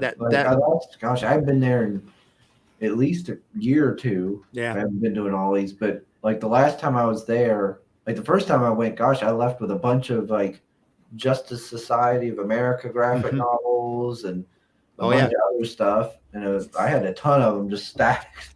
But then the last time I only got a couple because I only left with a couple because, like you said, it was all like the modern Harley Quinn, the modern like that female Hawkeye. And I'm like, this is all like awful stuff. Manhunter Gold Edition, Walt Simonson artwork, Archie Goodwin, classic stuff, right? Retail on this is it's got to be $10 at least, maybe 20. I don't know what the actual retail was it for. $1.99. Wow. $1.99. Yeah, I'd have bought that. I bought about 25 copies of this because I was still doing little one-day shows. I used to throw conventions back when I did Flint Comics. I took that book around to every pro at the table that had a table at the show, and I said, "Have you ever read this? Because if you've never read it, Merry Christmas." Gave them $2. That's a great book. I read that as a kid. I loved that book, and it still holds up. Yeah, we did a book. We spent, I think, 3 comics by night going through the artisan edition of Manhunter that Jason Moore let me borrow. I need to get a copy of it myself here one of these days. I need to get me stuff. the graphic novel at least so I can reread it. Oh, that was so good. That's back when comics were just phenomenal, just great stuff, And as a kid during that era, you just can't talk good enough about them, Mm-hmm. What Soul was saying about the Fool, he says, I love the perk description. Hard copy of the Fool #1. If you'd like the author We'll sign it at no extra charge, plus one older Arrow comic, probably from the last century, just to say thanks. Sure. I tell everybody I've got that sheet up there for a reason. There's a mess on the other side of that sheet. There's a lot of boxes, but that's back when you had to pay. You paid a good price for 3,000 copies of a book that you sold 800 of, and you broke even on. And then he said, "What did he say here?" And then when we was talking about like Diamond and stuff, he was saying maybe the market needs another spanking of the monkey. Working on it. I'm 40 pages in. A few people have seen a PDF. Joe or Jose, I should say, JD Calderon was here not too long ago, and he took a look at it. And I got a lot of this stuff that's handy. But I'm going through and doing like a history and then swapping out. These are printed copies of the actual pages. I'm swapping out Spank as these characters on these famous covers, just so there's no real hardcore copyright hassle, and telling you who these people are, what they did, how they were, about the character and why the character is important. Mm-hmm. Like I said, I'm 40 pages in, and I just got up to Wonder Woman, and that's a book in itself. But that's a whole, they've done a documentary on that and how Moulton was he's still considered a deviant by today's standards. So that's crazy, right there. Stuff. And it's all a series of dominoes or a set of link sausages, because the cool thing about this market, once you start reading the history, is every advance in the art form comes off of the back of the previous person being screwed. Wow. The main objective was to get a comic strip back then. If you had a comic strip in all the newspapers, because there were thousands of newspapers, you made it. You were a superstar. You were treated as a celebrity. Then if you couldn't do that, I guess you did comics, and you were at the bottom rung after advertising, even after pumping gas. You were in comics. You were making a page rate that was slave labor, pretty close to it. And you sit back and you realize these guys were working for $35-40 a page back then. And granted, bread was only a dime, but it's still close to slave labor, considering how much time and effort you put into these things. And you take a look at the EC books that came out, some of the great artists that came out of there, like Kirby and Lee Elias and guys that you might not even have any idea whose name they are, doing just kick-ass material on deadline, on time, under pressure, and you see these. Anyway, don't. That's a soapbox. You might not want me to get on. You see these guys out here now complaining what they did because they're not taking care of themselves, or not healthy, and there are tragic stories out there. People have given their lives for this industry. And the problem is that there's a certain level of respect that you need to have for them doing it, and just going out and going, "Oh, I'm hurt," it doesn't make it to me. It just doesn't. So. Russ says, I've often wondered what member of Randy's family I'd need to kidnap in order to get his spinner rack as ransom. Sorry. I had that back when I was doing those shows. Like I told you, I used to throw an annual. It got to be biannual there for a while for Flint Comics. Anybody that contributed to the paper got a free table, just so that people can come in and meet and see that these people were local. And that they did work that's in the paper. You draw Cynical Man. Cynical Man is awesome. That kind of thing. One of the retailers calls me up and says, "Hey, I've got a spinner rack. Do you want it?" I said, "Yeah." He says, "I'm going to have to charge you." And I went, "Yeah." I still want it. All right, sure. Still go and for it. It's got the original patina on it. It squeaks when you move it, if you can move it. It's got it's missing one of the bearing rings on it in order for it to move easier. But it's got that squeak. And if you're my age, you're familiar. When I told Scott Rosemont that I had a spinner rack that squeaked, he was, "Oh, that's how my mom knew where I was when I went to the grocery store." So she'd hear that squeak and know I was at the comic rack. So, yeah, it's a cherished bit for me. That's why I love putting it behind me on all of the podcasts, and I love filling it up with oddball books too. In fact, here we go. I just got this book at the last paper show I was at. Batman Giant #7. Oh, wow. right? All Dick spraying artwork, all ridiculous Batman stories in it. But this is the book. I've been looking for this for years for a reading copy. It doesn't even have to be. I told the guy when I pulled it out of the boxes, I don't care how much this is. I got to buy this book. This is the book I had my ass beat when I was a kid for smuggling a superhero comic into the house. Oh, yeah? Because superheroes were so horrible and so violent and terrible. Oh, Lord. This is the early 70s.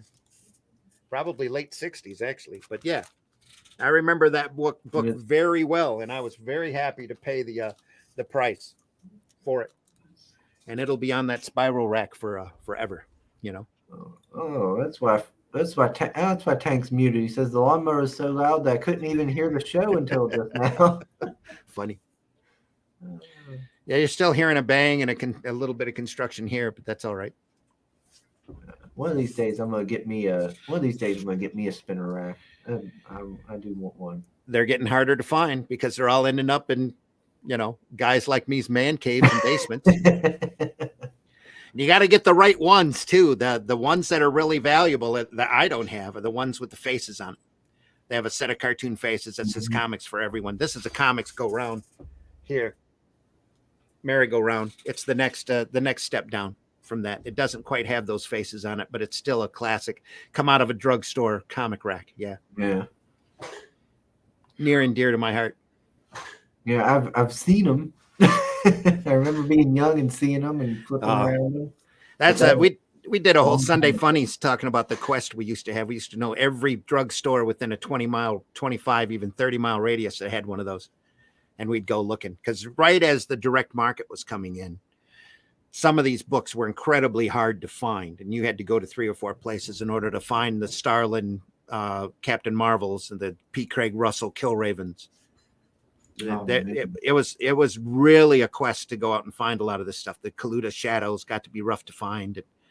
Just the really good stuff, you know, was really hard to get a hold of.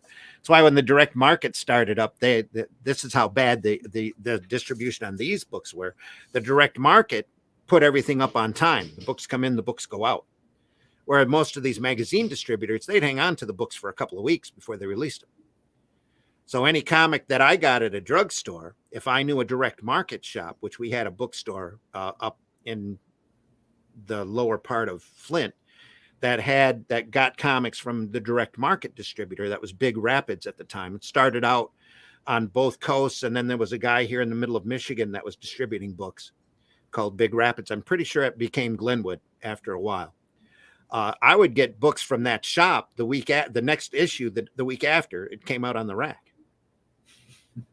And at the time, during my junior and senior year, I was working at a hardware store up in Flint. So I would drive back and forth. My parents got me a car because they wanted me out of the house anyway, because I was up in my room most of the time reading funny books. But if I could drive a half an hour and work for 3 hours at a hardware store and then have to drive a half an hour back, that was great for me as far as they were concerned, because I was being productive, right? Instead of sitting on my ass in my room drawing funny books or trying to draw funny books on notebook paper or whatever. But anyway, I would stop at that bookstore and pick up a bunch of comics and, you know, take them home with me. And then the next day at school, I'm like, you like that issue of Avengers? I got the next one. You can read it. You can't have it.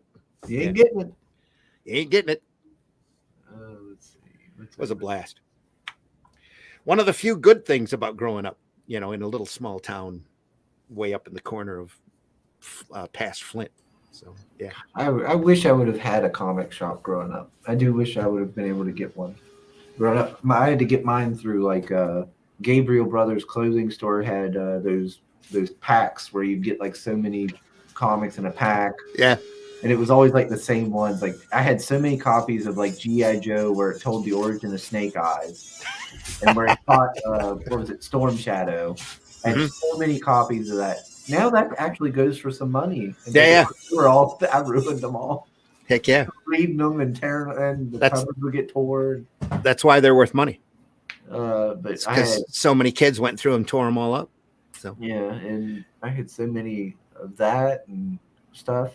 And then other than that, it was just going to like flea markets and finding them and stuff like that. My introduction to Charlton comics came from my local barber having so many of the Charlton comics. And I don't even know why he loved Charlton so much, but every Blue Beetle, every Son of Vulcan, every Captain Atom were there.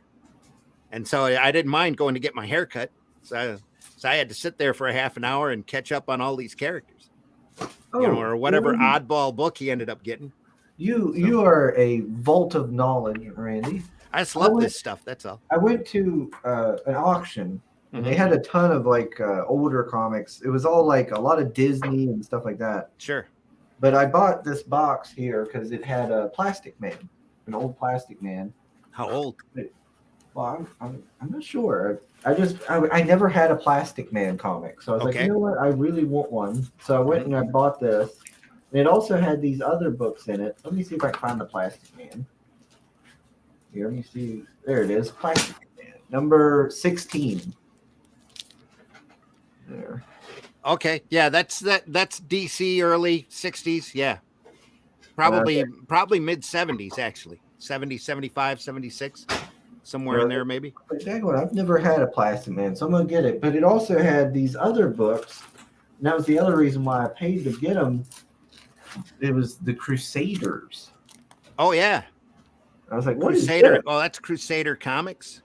The Crusaders comic. Oh, that's a religious publishing company. Chaos. I was like, what in the world is that? And I never heard of it, so I was like, you know what? I'm gonna pick it up. That's kind of an outgrowth from the old Chick publications, if you know what those are. Yeah, because there's a few of them here, like Scarface. Yeah. Like, what in the world? Each one of them has a mostly Christian morality lesson in it, and probably Bible verses quoted from it. And yeah. Yeah, and then of course it had a bunch of like Cracked and Mad Magazine. Oh yeah, there you go, John Severin, great stuff. I was like, the art is always good on these. Barney Miller. That's offspring from Mad, because Mad was so popular. Yeah. Mad. There we are. That's in a good period. That's 30 cents cheap. Like a little Don Martin and a little Dave Berg. A lot of them have their covers tore off or something. Mort Drucker, never hurt anybody. The cover's probably, or the back cover's probably got one of those Mad fold-outs in it. Those are classic. Al Jaffe. There you are. Yeah. Cool stuff. Missing the back cover. Yeah. Isn't it? Yeah. Mad? So those back covers are part of what makes Mad so collectibles, because all the kids would take them and fold them. But like it's got like a bunch of other stuff in here. There's another Mad. Yeah. Jaws. It's got like there's a Mad About Millie. Oh yeah. Old marble. Dude. Mad Magazine, there was always that copy at the store where the back page was already folded. Yeah. I knew a couple of stores where the management just wouldn't get it. just to save all the rest of the copies. Yeah. And they did it really well too, because it was a perfect lineup. Because that was a tricky game unto itself, folding those Mad pages. Yep. Those little memories that kick in, just great. Oh, dude. Old Tom and Jerry. Yep. Oh, for real. No, Plastic Man. I used to read the blank out of Plastic Man. I picked that up at my local 7-Eleven, along with that's where I started collecting Booster Gold.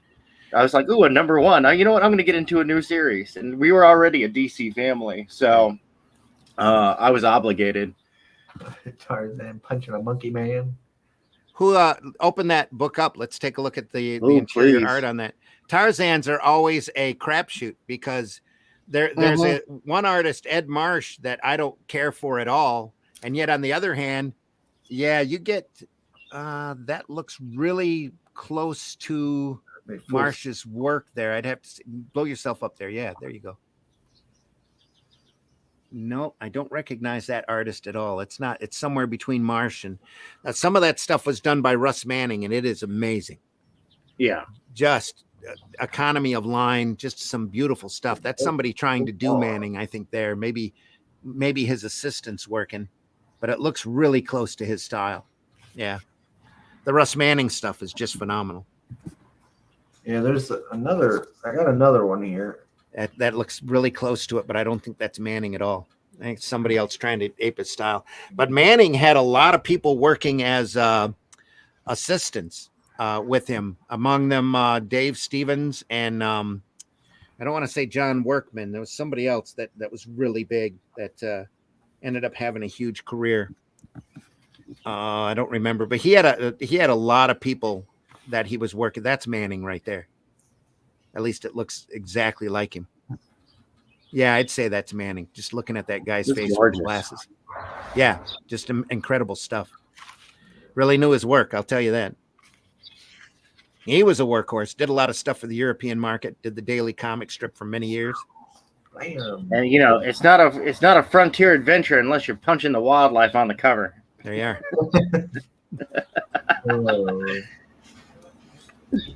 Yeah, there was a lot of little things. I bought it just because, like, it had like some gold key. It had those classic Junior Illustrated, like Timbolina. Those are also kind of a crapshoot when it comes to art, because there were a lot of guys that walked in, just picked up an assignment and did the work on that stuff. You never know what you're going to get. Melvin Monster. Yeah, that's good. Never heard that one. And then, of course, I always managed to somehow get a Charleston. There you are. Yeah. Oh, nice. Somebody, I don't know if it ever came out, but somebody was working on a documentary for that company because it is amazing. Them and Fawcett Comics are just there's a lot of notoriety that surrounds them, not necessarily good, that makes their story incredibly unique. OG Wiz, yeah. They were hoping that's Hanna-Barbera property that I don't think ever got made into a regular series, but a genius. That reminded me of the Meg Bung Boing thing. Lancer. Do you remember that one? That's a Western series there that lasted a couple seasons on television. Yeah, I thought. But on that stuff, you never know. You open it up, you could get John Buscema, you could get John Severin, you could get Alex Toth. A lot of times you have to know what you're looking for. And you can get a paper cut. And you can get a paper cut. Yeah. Randy, I'm never playing comic book trivia game against you. We've always threatened to take StreamYard and turn it into comic book squares. Oh, dude, that would be great. I think it would be fun. It'd be something I'd work up all the questions for. Always like. I'd love to MC that, be the Peter Marshall of the comic book squares. Oh, dude, just totally mess with the contestant too, whether you're giving the correct or wrong answer, just mess with their head. Exactly. Dude, please sign me up. Where do I sign up for this? It'd be a blast to do. Well, we got to get coordinated enough to get 9 people, or actually 11 people willing to go, or 12. 1 to MC, 2 contestants, and 9 players for the tic-tac-toe board. Yeah. So yeah, I always we can do it. It'd be hilarious to do. Always like having Randy on, because you can have him on, just give him a topic, and it's like having a day off from streaming. Thanks. Making me even redder than I already am. There you go. Yeah, I got some love this industry. We organized some books. Hey, Chris, was that in the Tarzan novel? Because that shit was savage. The cool thing about Tarzan, even now, those books and the movies that you see, they don't come close to those novels. Because Burroughs was a good roughneck individual who had a full life, and had done just about everything. You read those John Carter books, you read the Tarzan novels, they don't compare to the comics or the movies. And outside of Kubert's DC Tarzan adaptions, Tarzan of the Apes and Return of Tarzan that he did, there's not a lot of Tarzan out there that comes close to them books. Well, because he had his own soap opera running for the longest time, and there's nothing greater than at the end of the first Tarzan of the Apes, where he pulls a Jack Burton from Big Trouble in Little China, or he looks at the girl, he looks at the drama and the situation, goes, "Fuck it, I'm going back to the jungle. Screw you guys." Screw you guys. I'm going home. Done.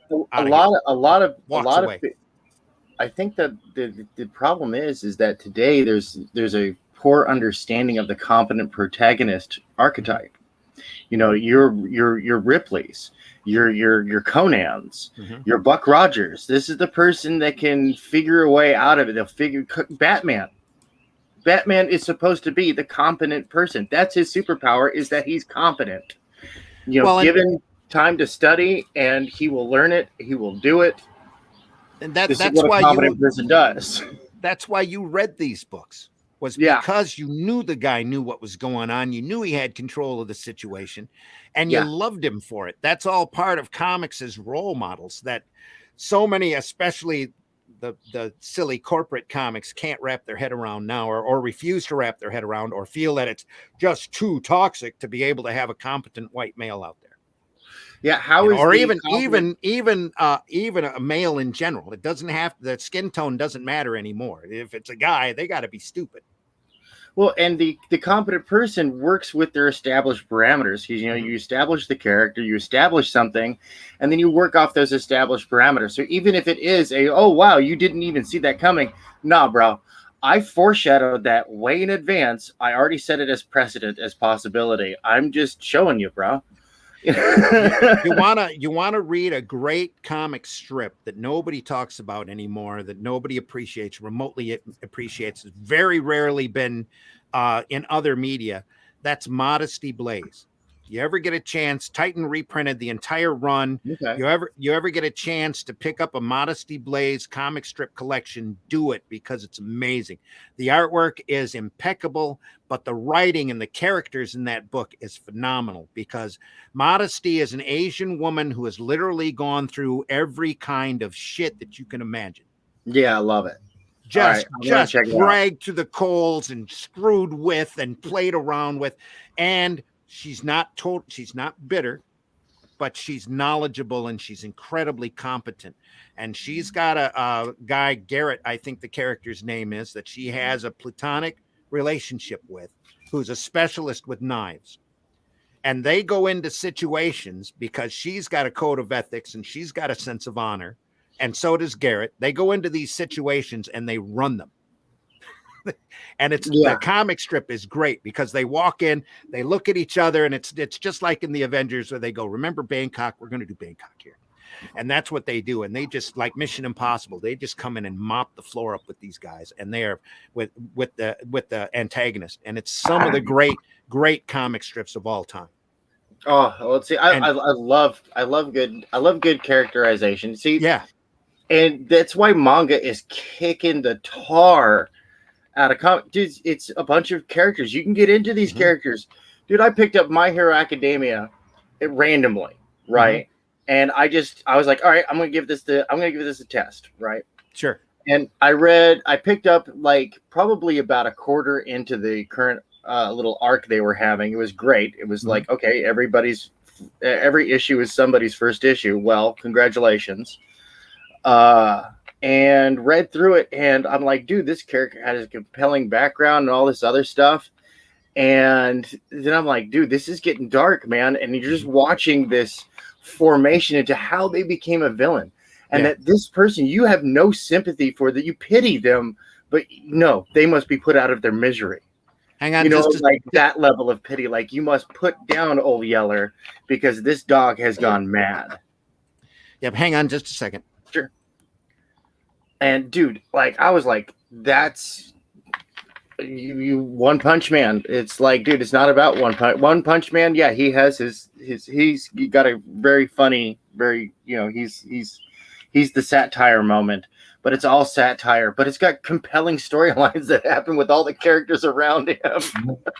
Like, dude, Genos, he's not the chosen one.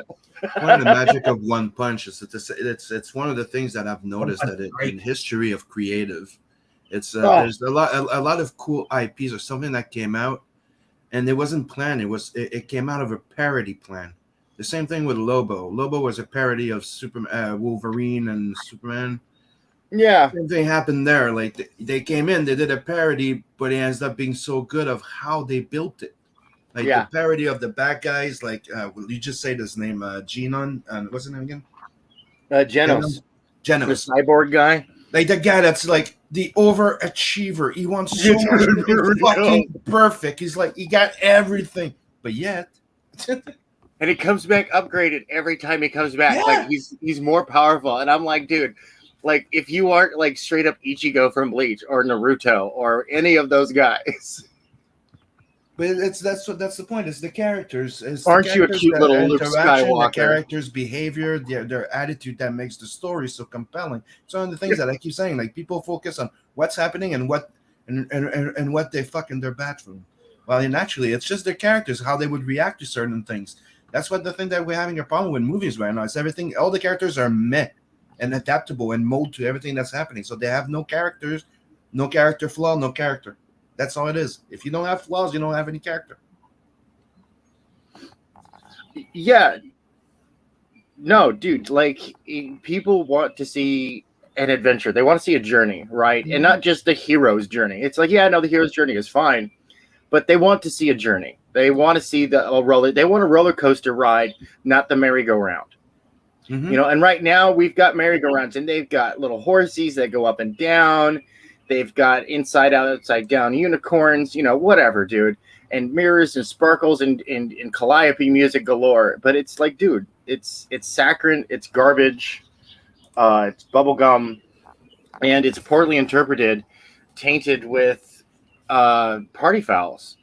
I'm sorry, dude. Well, you know, politics, religion, you don't talk about those, and work. You don't talk about those at a party, dude. That always used to be the rule. Yep. Yeah. Everybody got along. It was good. Yeah, and it's supposed to be a party. Yep. Sorry, I had to drop out there. The construction guys were fixing the water lines up into the bathroom. Ah, you're all good. Oh, Yeah, man. No, that's why I like the Iron Age, the new Iron Age that has grown out of the chaos, right? You know, the Bronze Age collapsed, historically speaking, from the Sea People. Now that's spelled SEA, like they came from the sea, right? But in this case, comic books collapsed because of the Sea People, and you can use that as a 4-letter "See you next Tuesday." Well, or you can use that as another one. I think it's a mentality more than a gender thing, but there are a lot of women up there that are attacking the toxic I was talking mostly masculinity. about the dudes. Yeah. Well, They're the guys up there allowed that to happen, quite frankly. But I mean, it's one of the things that I always thought was pretty fucking stupid and hypocritical is to hear them saying, like, you know, finally there's female editors and finally we need female in comic books. I'm like, Innocenti, bitch.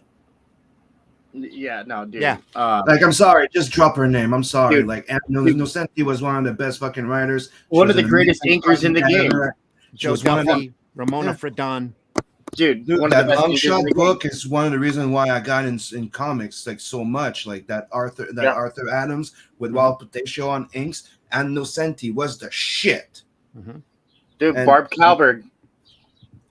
Well, it's everybody wants to tell history. Louis Simonson also. They all, yeah, exactly. They all see history from their own perspective, and if you've got that big of an ego, you don't see anything. You think you're the first, and you're really not, or you think like there's an interview with Kelly Sue McConaughey out there boasting about how women always read comics. The women's comics used to sell a lot of comic books way back when, and yeah, she's dead right, except that the boys' comics sold twice as many.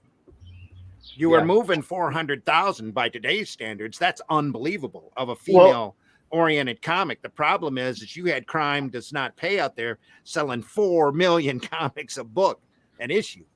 Yeah, but they also do. Marvel stopped doing girls' comics because boys' comics sold. And that was long before any direct market sprung up. Well, and the culture was different then. You know, girls didn't read a lot of comics. Boys read comics. Girls were reading books without pictures. Well, that's why you had the whole romance genre back in the romance and 60s. How do you call those things? The picture one, not the soap opera comic I'm talking about. I'm talking about the picture ones. That was before that. That still holds, by the way. Boys read more comic books. Girls read more books without pictures. But how did they used to call those? The Fumetti books, you mean, or what? Yeah, where it's actually pictures of actors. Photographs? Yeah, photographs. Yeah, they call them Fumetti. Fumetti. Yeah. Thank you, because I was looking for the English name. The Italian market used to be really big on that, where they would do entire soap operas, and they just go through and shoot pictures instead of paying to have somebody draw over them. They just print the photos, and then put word balloons up on them. Yeah. Russ says, I never expected to be in my 50s and be counterculture. Yeah, you would think not. Yeah. Yep. But here we are. So I'm sure that's what Kirby thought. On the cover. Not quite, but yeah. Anyway. Let's see. fighting some sort of wildlife. Marvy he's here. He says, Marvy. I'm at home, but I'll check the replay later at night while drawing. Have a great weekend. Yeah, you too, Marv. Hope you're Always doing happy good. to see you around, Marvy. Keep working, buddy. So If just you- brought up the one I was gonna bring out, like Jennifer Lawrence saying that she's the first female lead action act movie. Yeah. Yeah, it's like right. Black Panther, the first black hero, the superhero on screen. Fucking Blade. Meteor And Man. I'm sorry, Also- Wesley Snipes is also a way better actor than the guy that they got to play Black Oh, Panther. man. Rest in peace. That's You know, subjective. may he rest in You peace, know. but he was not Yeah. a great actor. I liked what they had done. I wish he had not had the dead cancer, went through the struggles that he did, Yep. because Black Panther could have been an incredibly solid franchise with him. And there's a Could need. have. There's a need out there for as many different heroes as possible. It could You have, know, but it was not made. The first one, I really did not like it. Well, I'll tell you, when I was running he the was not shows, T'Challa. He was not T'Challa, and he was not. You know, he was not the ruler of his own country. well, His you're mom- never gonna get his exactly mom what and the his books, sister. what the books run. And well, that's because women power back then, or girl power back then. I know, but that's my But, point. yeah. He was done wrong, and the thing is, he was not the best actor neither. Yeah. But I don't know. Like it could have been like I was hoping for something better, dude. I was really psyched about it because I was not a Black Panther like originally fan. But remember when they did the relaunch back in Max, I think it was a Marvel Knight, when they did the armor with the vibranium in his shoes and shit like that. When they actually started making him a little bit more of a, you could say like technically like an African Iron Man. Well, you're talking to a guy who was first in line for the Michael Keaton Burton Batman movie. You know, you're talking to the guy who sat through Superman, the first Christopher Reeve movie, and I grabbed my wife and put her back down in that seat when she was getting ready to leave. I said, "Fuck no, we're not going anywhere. We're watching this again." We were, much to her chagrin, we're she says it's time to go. I said, "Nope." This is, we're watching this again. You know, it was that good. Yeah, the majority of the Marvel MCU films, you get up and you go, in my opinion, I got up, from my experience, I got up and went, well, that could have been a lot worse. Yeah. All the way up through Endgame.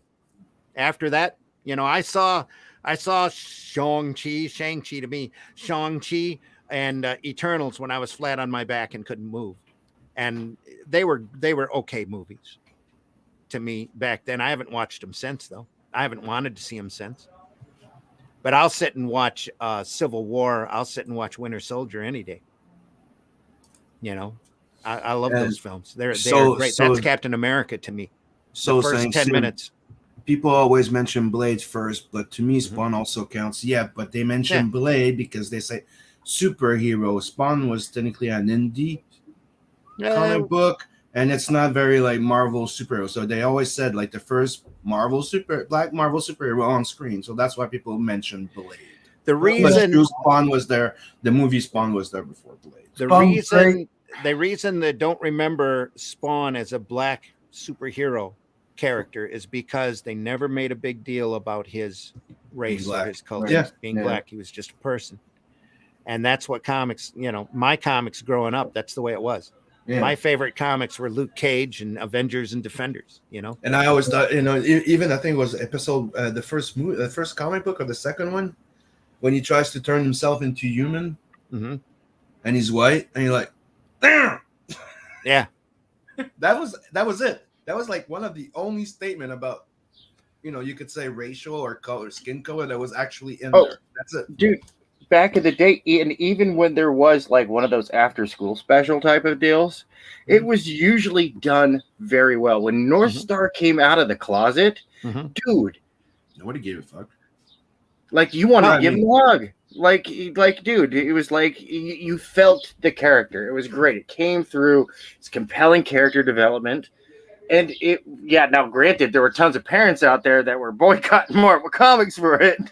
The Bible Belt, but remember they put Black Panther in the face mask that he did because they knew that little hint of dark skin, that little brown, they'd have to put on that cover was not going to sell in the South. Yeah. So he had a full face mask there for a little while, but as soon as they realized the Black Panther was a hot character, they dropped it. And the Avengers, he's got that little cowl open.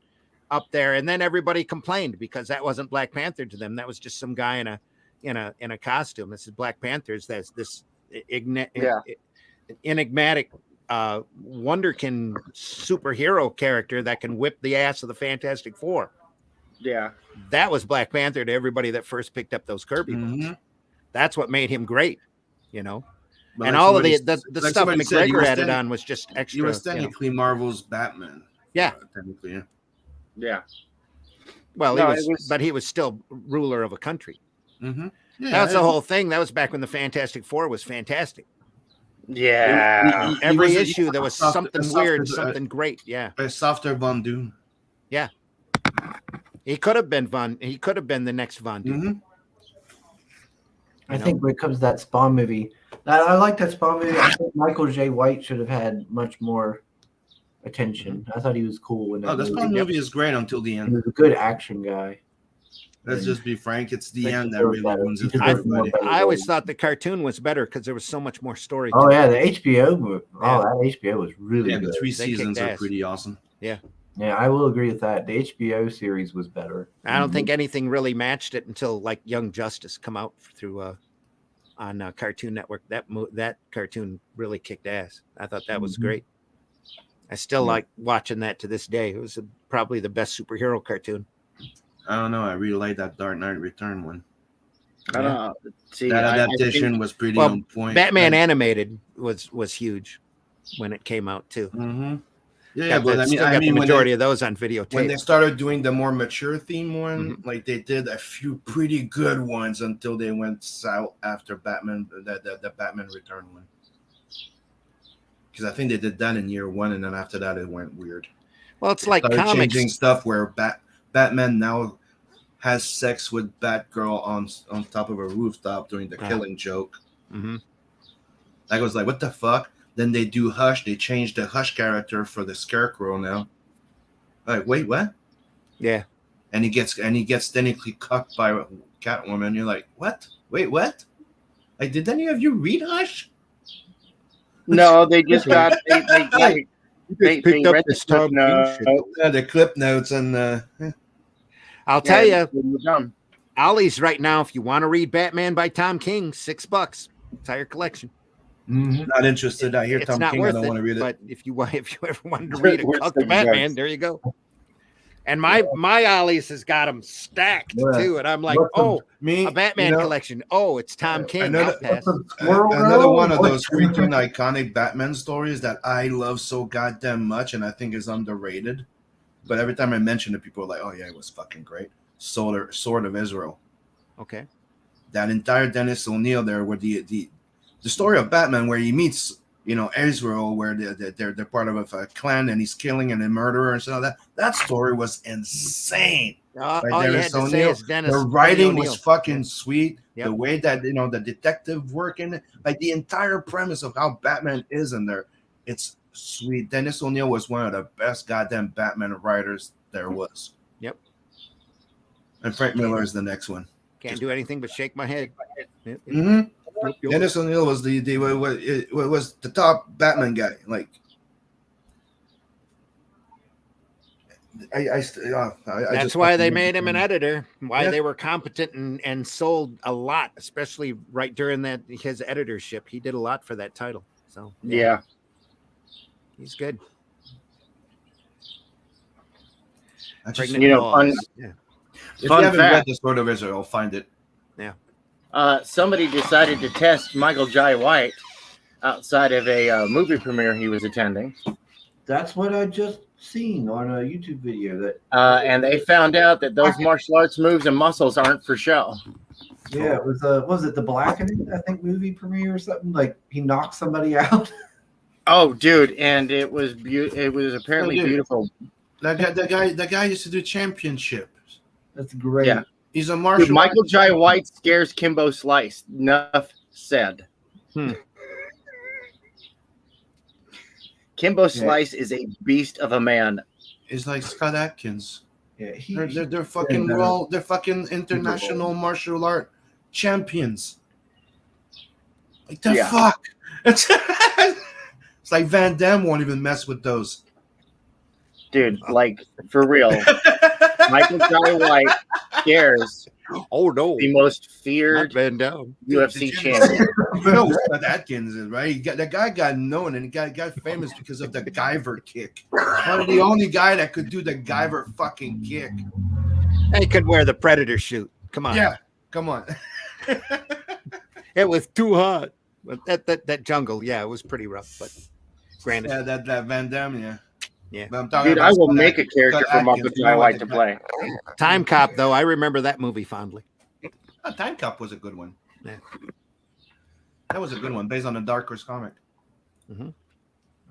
Back when Dark Horse was dominating the entire movie industry with Virus and a whole bunch of other. I remember Tank Girl coming out, and it was through Dark Horse one, by the way.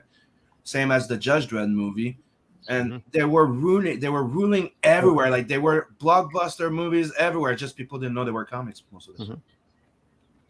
They knew what Dark Horse was. They do comics? I thought they were doing novels and movies. No, they're comic books. They just,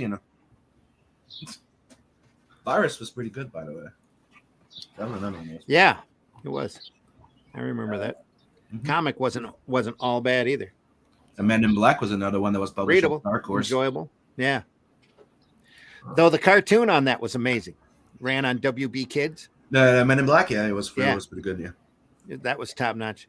And I'm a big fan of the Legion cartoon, except for the last half of the second season. The Legion? Yeah, Legion superheroes. I saw the first season. I liked that first season, but I didn't watch anything beyond that. They started the live doing action, right? I run a WB, right? Who what? The Legend of Superhero. That's the live action series, right? No, Legion of Superheroes was a cartoon on WB for 2 seasons. WB Kids. Huh. It was cartoony.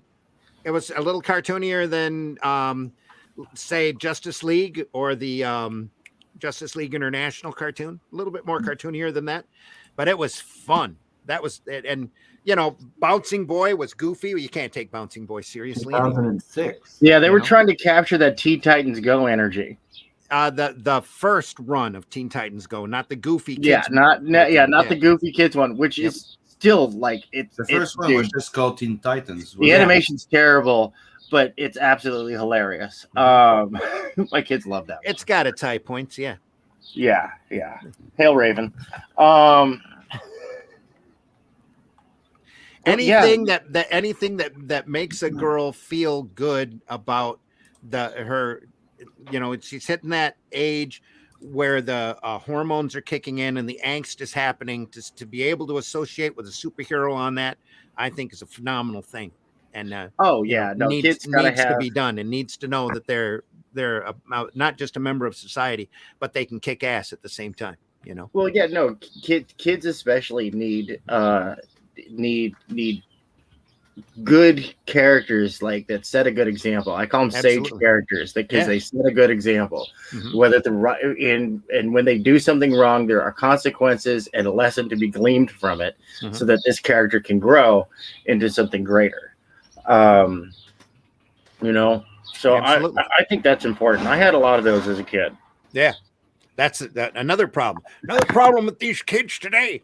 These comics nowadays, you just don't have those role models left. No, all these characters are awful. They're terrible people. Yep, they're intent terrible on people. Preaching. Yeah, like there's not a good person amongst the whole lot of all of these characters in the entirety of the book. They're all awful. They're all going to the bad place. Or they're all in bad places. They just you sit there and you try to read them, and it's like, a lot of the critiques that they're so offensive, they find so offensive, are usually dead on, especially when it comes to characterization and writing skills, basic skills that they don't care anymore. They just rely on their AI program to write half of these comics anymore. Anyway. And AI. I need a Batman and Harley Quinn story that addresses gender confliction, and there you are, 20 pages kicked out from chat, and they get money for. Why are they even having that conversation? That's like not a conversation that I think those two would have. You remember back a couple of years ago where they were trying to get everybody to conform to a specific way of scripting comics. Yep. Do you remember that? Mm-hmm. the reason they were trying to push for that was because that's what the AI was able to do. I have no doubt in my mind that that's what it was. But we need to all write our scripts the same way. That way I can just type keywords into chat, whatever, and kick out a 20-page script and have it. Of course, it's just turn it in for money. It's the blockbuster behavior. You just have to take the same recipe and just change a few things. It's the same thing they're doing with the art style. Why do you think that the art style is not as important anymore, or the dynamic or the energy of it? Yeah. Oh, because you can just take a picture and trace over it easily. Yeah, because you can just take a 3D model. You can just do this. Yeah. Yep. Well, like I think that people are using AI wrong. Like, it's great at this point of its development, right? It's great for spitballing. It's not our holodeck assistant, here to help us make the perfect holodeck experience. Mm-hmm. This thing is crude. It is, no matter what art style it's using, it's metaphorically drawing with crayons. Well, it's a mixed match of everything they can find on the web. But the biggest problem with AI, I think, it's a lot of people are it's like the only people defending AI art right now is the people that can't draw. Well, I know. It's only as good as the people that program it too. Because the only thing I would also add to this, it's everybody cheers stuff until they come for your shit. Yep. So the thing is, look at all those fucking writers that were going, oh, don't complain about the CG art. The AI artist is not going to do nothing. And now what are they fucking doing? Protesting in the streets now because of AI taking their work? Because until they come for you, you don't give a fuck. So that's usually what happens. And like I said, the most people that are defending it is people that wish they could draw. It's generally, dude, AI work is generally just abjectly terrible. Mm-hmm. Right? Now, it can be used for some minor monetary purposes, right? But you're going to have... Sorry, I just saw the comment of sorry. Nothing to do with that. Stop complaining. Go dragon already. That's why I couldn't hold it. Thank God we're still in a creative medium. Mm-hmm. It's fun because for props. A lot of the soulless stuff you can still find and still have it pointed out to you. But I know a lot of storyboard artists that are just totally out of work now because of some Yahoo who's got the right AI program can get done. But they don't do that anymore. They do that with concept art. Like I don't have any more concept art work because of this shit. Yeah. Well, but we look, what's the fans' response though, right? What's the market response for all this? Dude, sales are down because AI stuff is uninspired. Yeah, but most people don't know. Like that's one of the things that you realize. It's a lot of people don't know it. It comes from the history of people tracing, swiping, or whatever. Yeah. People don't know until they are shown, and when they do, they see it, but they don't know. Mm-hmm.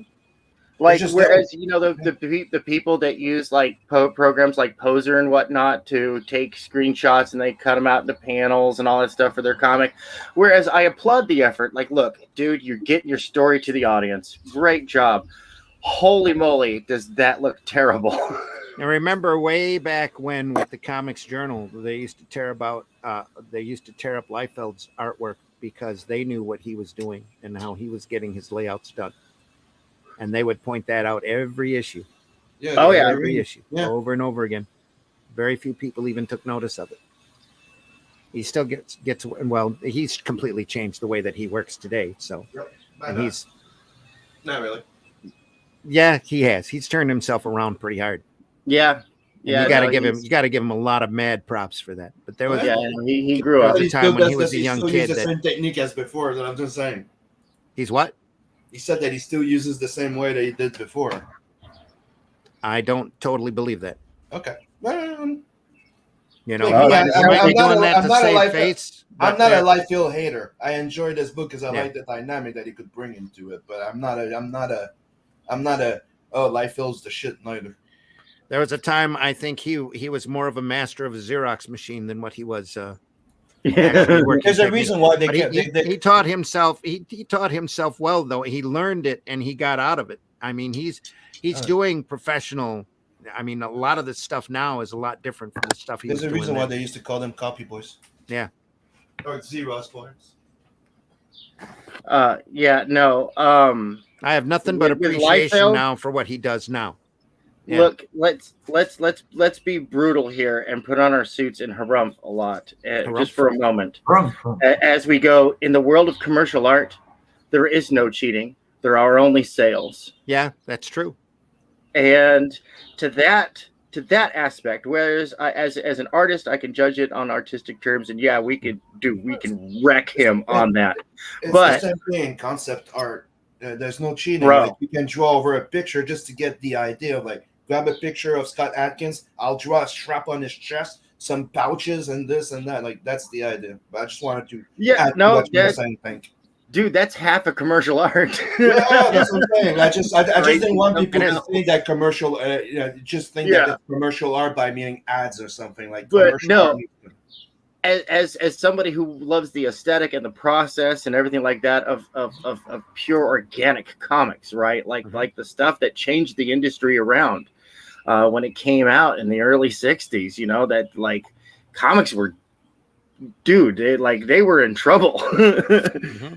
You know, and I love that. I love that stuff. Like what we see in indie comics today, dude. Nat, yes. Well, love the Natverse. I've been a fan since day one, man. That stuff is great. Like it skirts that line between the 3% tax goes too far or it doesn't go too far enough. Fair enough. I can't wait to get the second one out. Like I'm telling you, like if you guys enjoyed the first one, I really went all out on the second one. Like I'm really, beautiful. That's the idea, though. Mm-hmm. It's a great space opera, dude. I could imagine reading this in my pulps. You're reading in your what? Pulps, like a pulp, a novella. A lot of that is exactly like that. Yeah, That's the crowdfund books. There's so much great stuff. Have you seen Bronze Star? That's over at Fund My Comics by Pat. Yeah. Holy crap! When he first showed me that freaking thing, like almost a year ago, when he showed me the first pages, I was like, "Holy shit, that's gonna be good!" Like, and I'm not even a Western guy.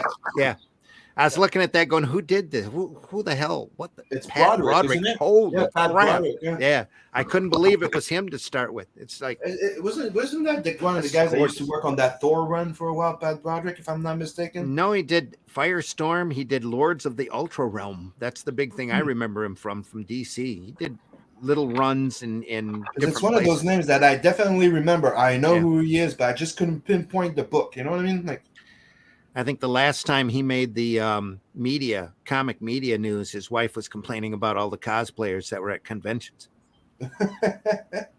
We all do. Oh, Lord. Right. But yeah, what a great looking book, man. Just good on him. You can tell that he put the love in and that it just shows on the page.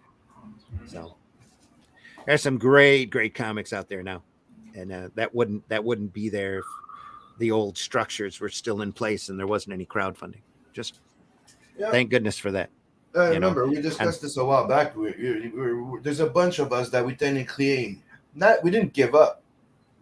Yeah, but we were on that fucking bridge of. I think that's pretty much done, and then the entire thing shift, the paradigm shift. The moment you go to a con and people are like, or go from your characters are cool, but can I have a Batman? To hey, your Batman's cool. Do you have your own? Yeah. Then you're like, oh, wait, what? Like I said, finally happening. The history of this market's all one large chain, and the next link is built off of the screw the last one had to go through, and the workaround that they figure out how to do it. You slam somebody out of the corporate comics because you voted the wrong way. You figure out a way to get around it. Yep. Stupidity breeds invention, and we are in the creative, the alternative, the independent market now. The Marvel, DC, all that big comic book thing, superhero thing, started because people were trying to censor people. Yeah. Can't fight crime, can't do violence. Heavy metal started from the same freaking thing. Well, heavy metal's really an outgrowth from They wanted to censor. They wanted you're not allowed to do sexy. You're not allowed to say violence. You're not allowed to do you had to stay in the cartoon Asterix and Obelix and Lucky Luke type. And they went, fuck you. Well, comics are again an amazing art form. You end up seeing the heavy metal run, those guys, the metal hurlant, Yeah. really sprung out of their frustration, just exactly like the underground movement. The underground that was on the primarily West Coast. Your Crumbs, Robert Sheridan, Fabulous Furry Freak Brothers, Wonder Warthog, that kind of thing. That sprung out of the constraints of the Comic Code Authority because they wanted to do their own material. That wouldn't have happened if the code hadn't kicked in and Harvey Kurtzman didn't run out to the West Coast and see all these great young cartoonists that were just starting to come up who had their own personal style and voice and go, hey, you guys should probably publish your own comics. You know, if you get this little guy here who does this newspaper press and you can make your own comics and sell them for $1. You know, and he did a little magazine for a while that showcased him. He couldn't keep the magazine running, but that whole underground movement sprung out from there. That's when Sheridan and Crumb and Spain, Rodriguez, and all of these great underground artists got to know each other. And then they said, yeah, let's do comics about everything. Let's see if we can offend people. They did it on purpose. They were pushing buttons and pressing gauges on purpose to see, does necromancy piss you off? Here, let's try this. Does and that was incest Mobius piss and you Druyet. off? Let's try this. And that was Mobius and Druyet at their best. Mobius found those books probably and read them, and it lit a fire under their ass that anybody could do it. So they went off and did their own stuff. Metal Hurlant come out of that. It's all a great, wonderful chain. Everything's all connected in an amazing way. Because we're all creative people and we all look at everybody else's creations and we feed off of each other like Lennon and McCartney did for so many years. They didn't have the quality of work that they had if they had done it individually. Look at how great and how big Harrison and Ringo Starr became off of their association with the Beatles because they learned what quality was and how to do it. It's the same thing in comics. We're all learning from each other, and we'll still learn as long as we want to do art, and as long as we look at it as an art, we'll still feed off of each other. You'll see a great book like Bronze Star come out and go, oh, I never thought about shading in that direction or doing that particular technique or whatever. I got to try that and see how it works. And you never know where you're going to end up. Yeah. That's part of the fun of this art form. That's what keeps us thriving too. Yeah. Oh, dude, you're telling me. I like trying different things. Got to try different things. Mm-hmm. All right, gentlemen. I think we need to start work towards wrapping this thing up. So don't forget to sub, like, and share, people. It's over 2.5 hours. I could do this. I could do this all day just listening to Randy, but but I do need to get some stuff done today and try and get some sleep eventually. Yeah, I was gonna say the plastic man that you have, the plastic man that you see out now, doesn't remotely compare to the genius of Jack Cole from back in the 40s. You need to, if you ever get a chance to read some of that Golden Age material, I think there are wiki sites out there that have a lot of that quality comics that are in public domain reprinted. Nothing like it. This guy had a control, and a lot of these guys, were trying to figure their way out on how to do sequential art.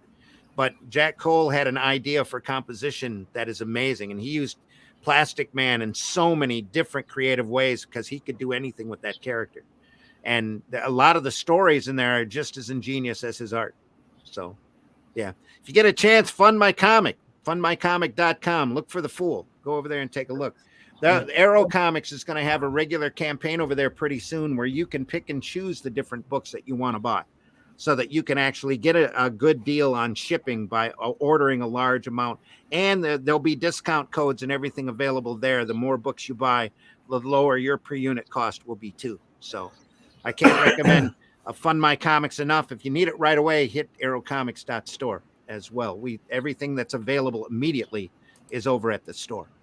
Yes, everybody do go check out The Fool. If you'd have told young me back in the day, reading Dead Man and then reading Tales from the Aniverse, of course, but when I'd found it in flea markets or some of these others that, when you're in your 30s, you're going to have on Randy Zimmerman, the man who, was behind Tales from the Aniverse, or you're going to have on Mike Barron. I'd be like, what? No way. So it's been It's, Well, we it's even surprise each other on these podcasts. When the first time I talked to Roland Mann, once StreamYard came into being, Roland goes, well, they told me Randy Zimmerman was going to be on the show, but I didn't know you were the Randy Zimmerman. It's like, how many Randy Zimmermans do there need to be? Says, as long as I'm not Ron Zimmerman, no, I'm not that guy. But I'll be Randy Zimmerman. Were you involved with what's that book called? The Realm? Yeah. Oh, I wrote The Realm for a little while. I created Demon Storm. Gosh dang it, Randy. You're involved in like all the indie stuff I read. Oh, just Arrow Comics 85 to 87 was phenomenal. I stupidly left them because I thought at the time naively I could do it better. I went out and started Weeby Comics and printed some stuff. Ralph and Stu had a hard time keeping Arrow Comics afloat because they got in deep with their distributors, a bunch of friends getting together, just doing funny books. Nobody really had their mind for business. And once they decided that maybe we should start concentrating on collecting on some of these monies that the distributors owed us, the distributors went out of business and went belly up or filed for bankruptcy or ducked out of whatever they owed us. Arrow went out with Glenwood owing them $60,000.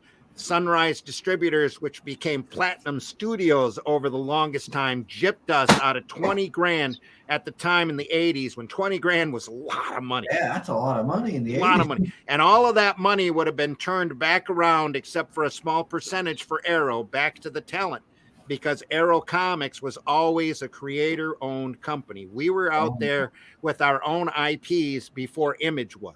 And that was a big thing that Ralph and Stuart insisted on, was they did their own books, but the books that we did, Tales from the Aniverse, was all Sue Van Camps and myself.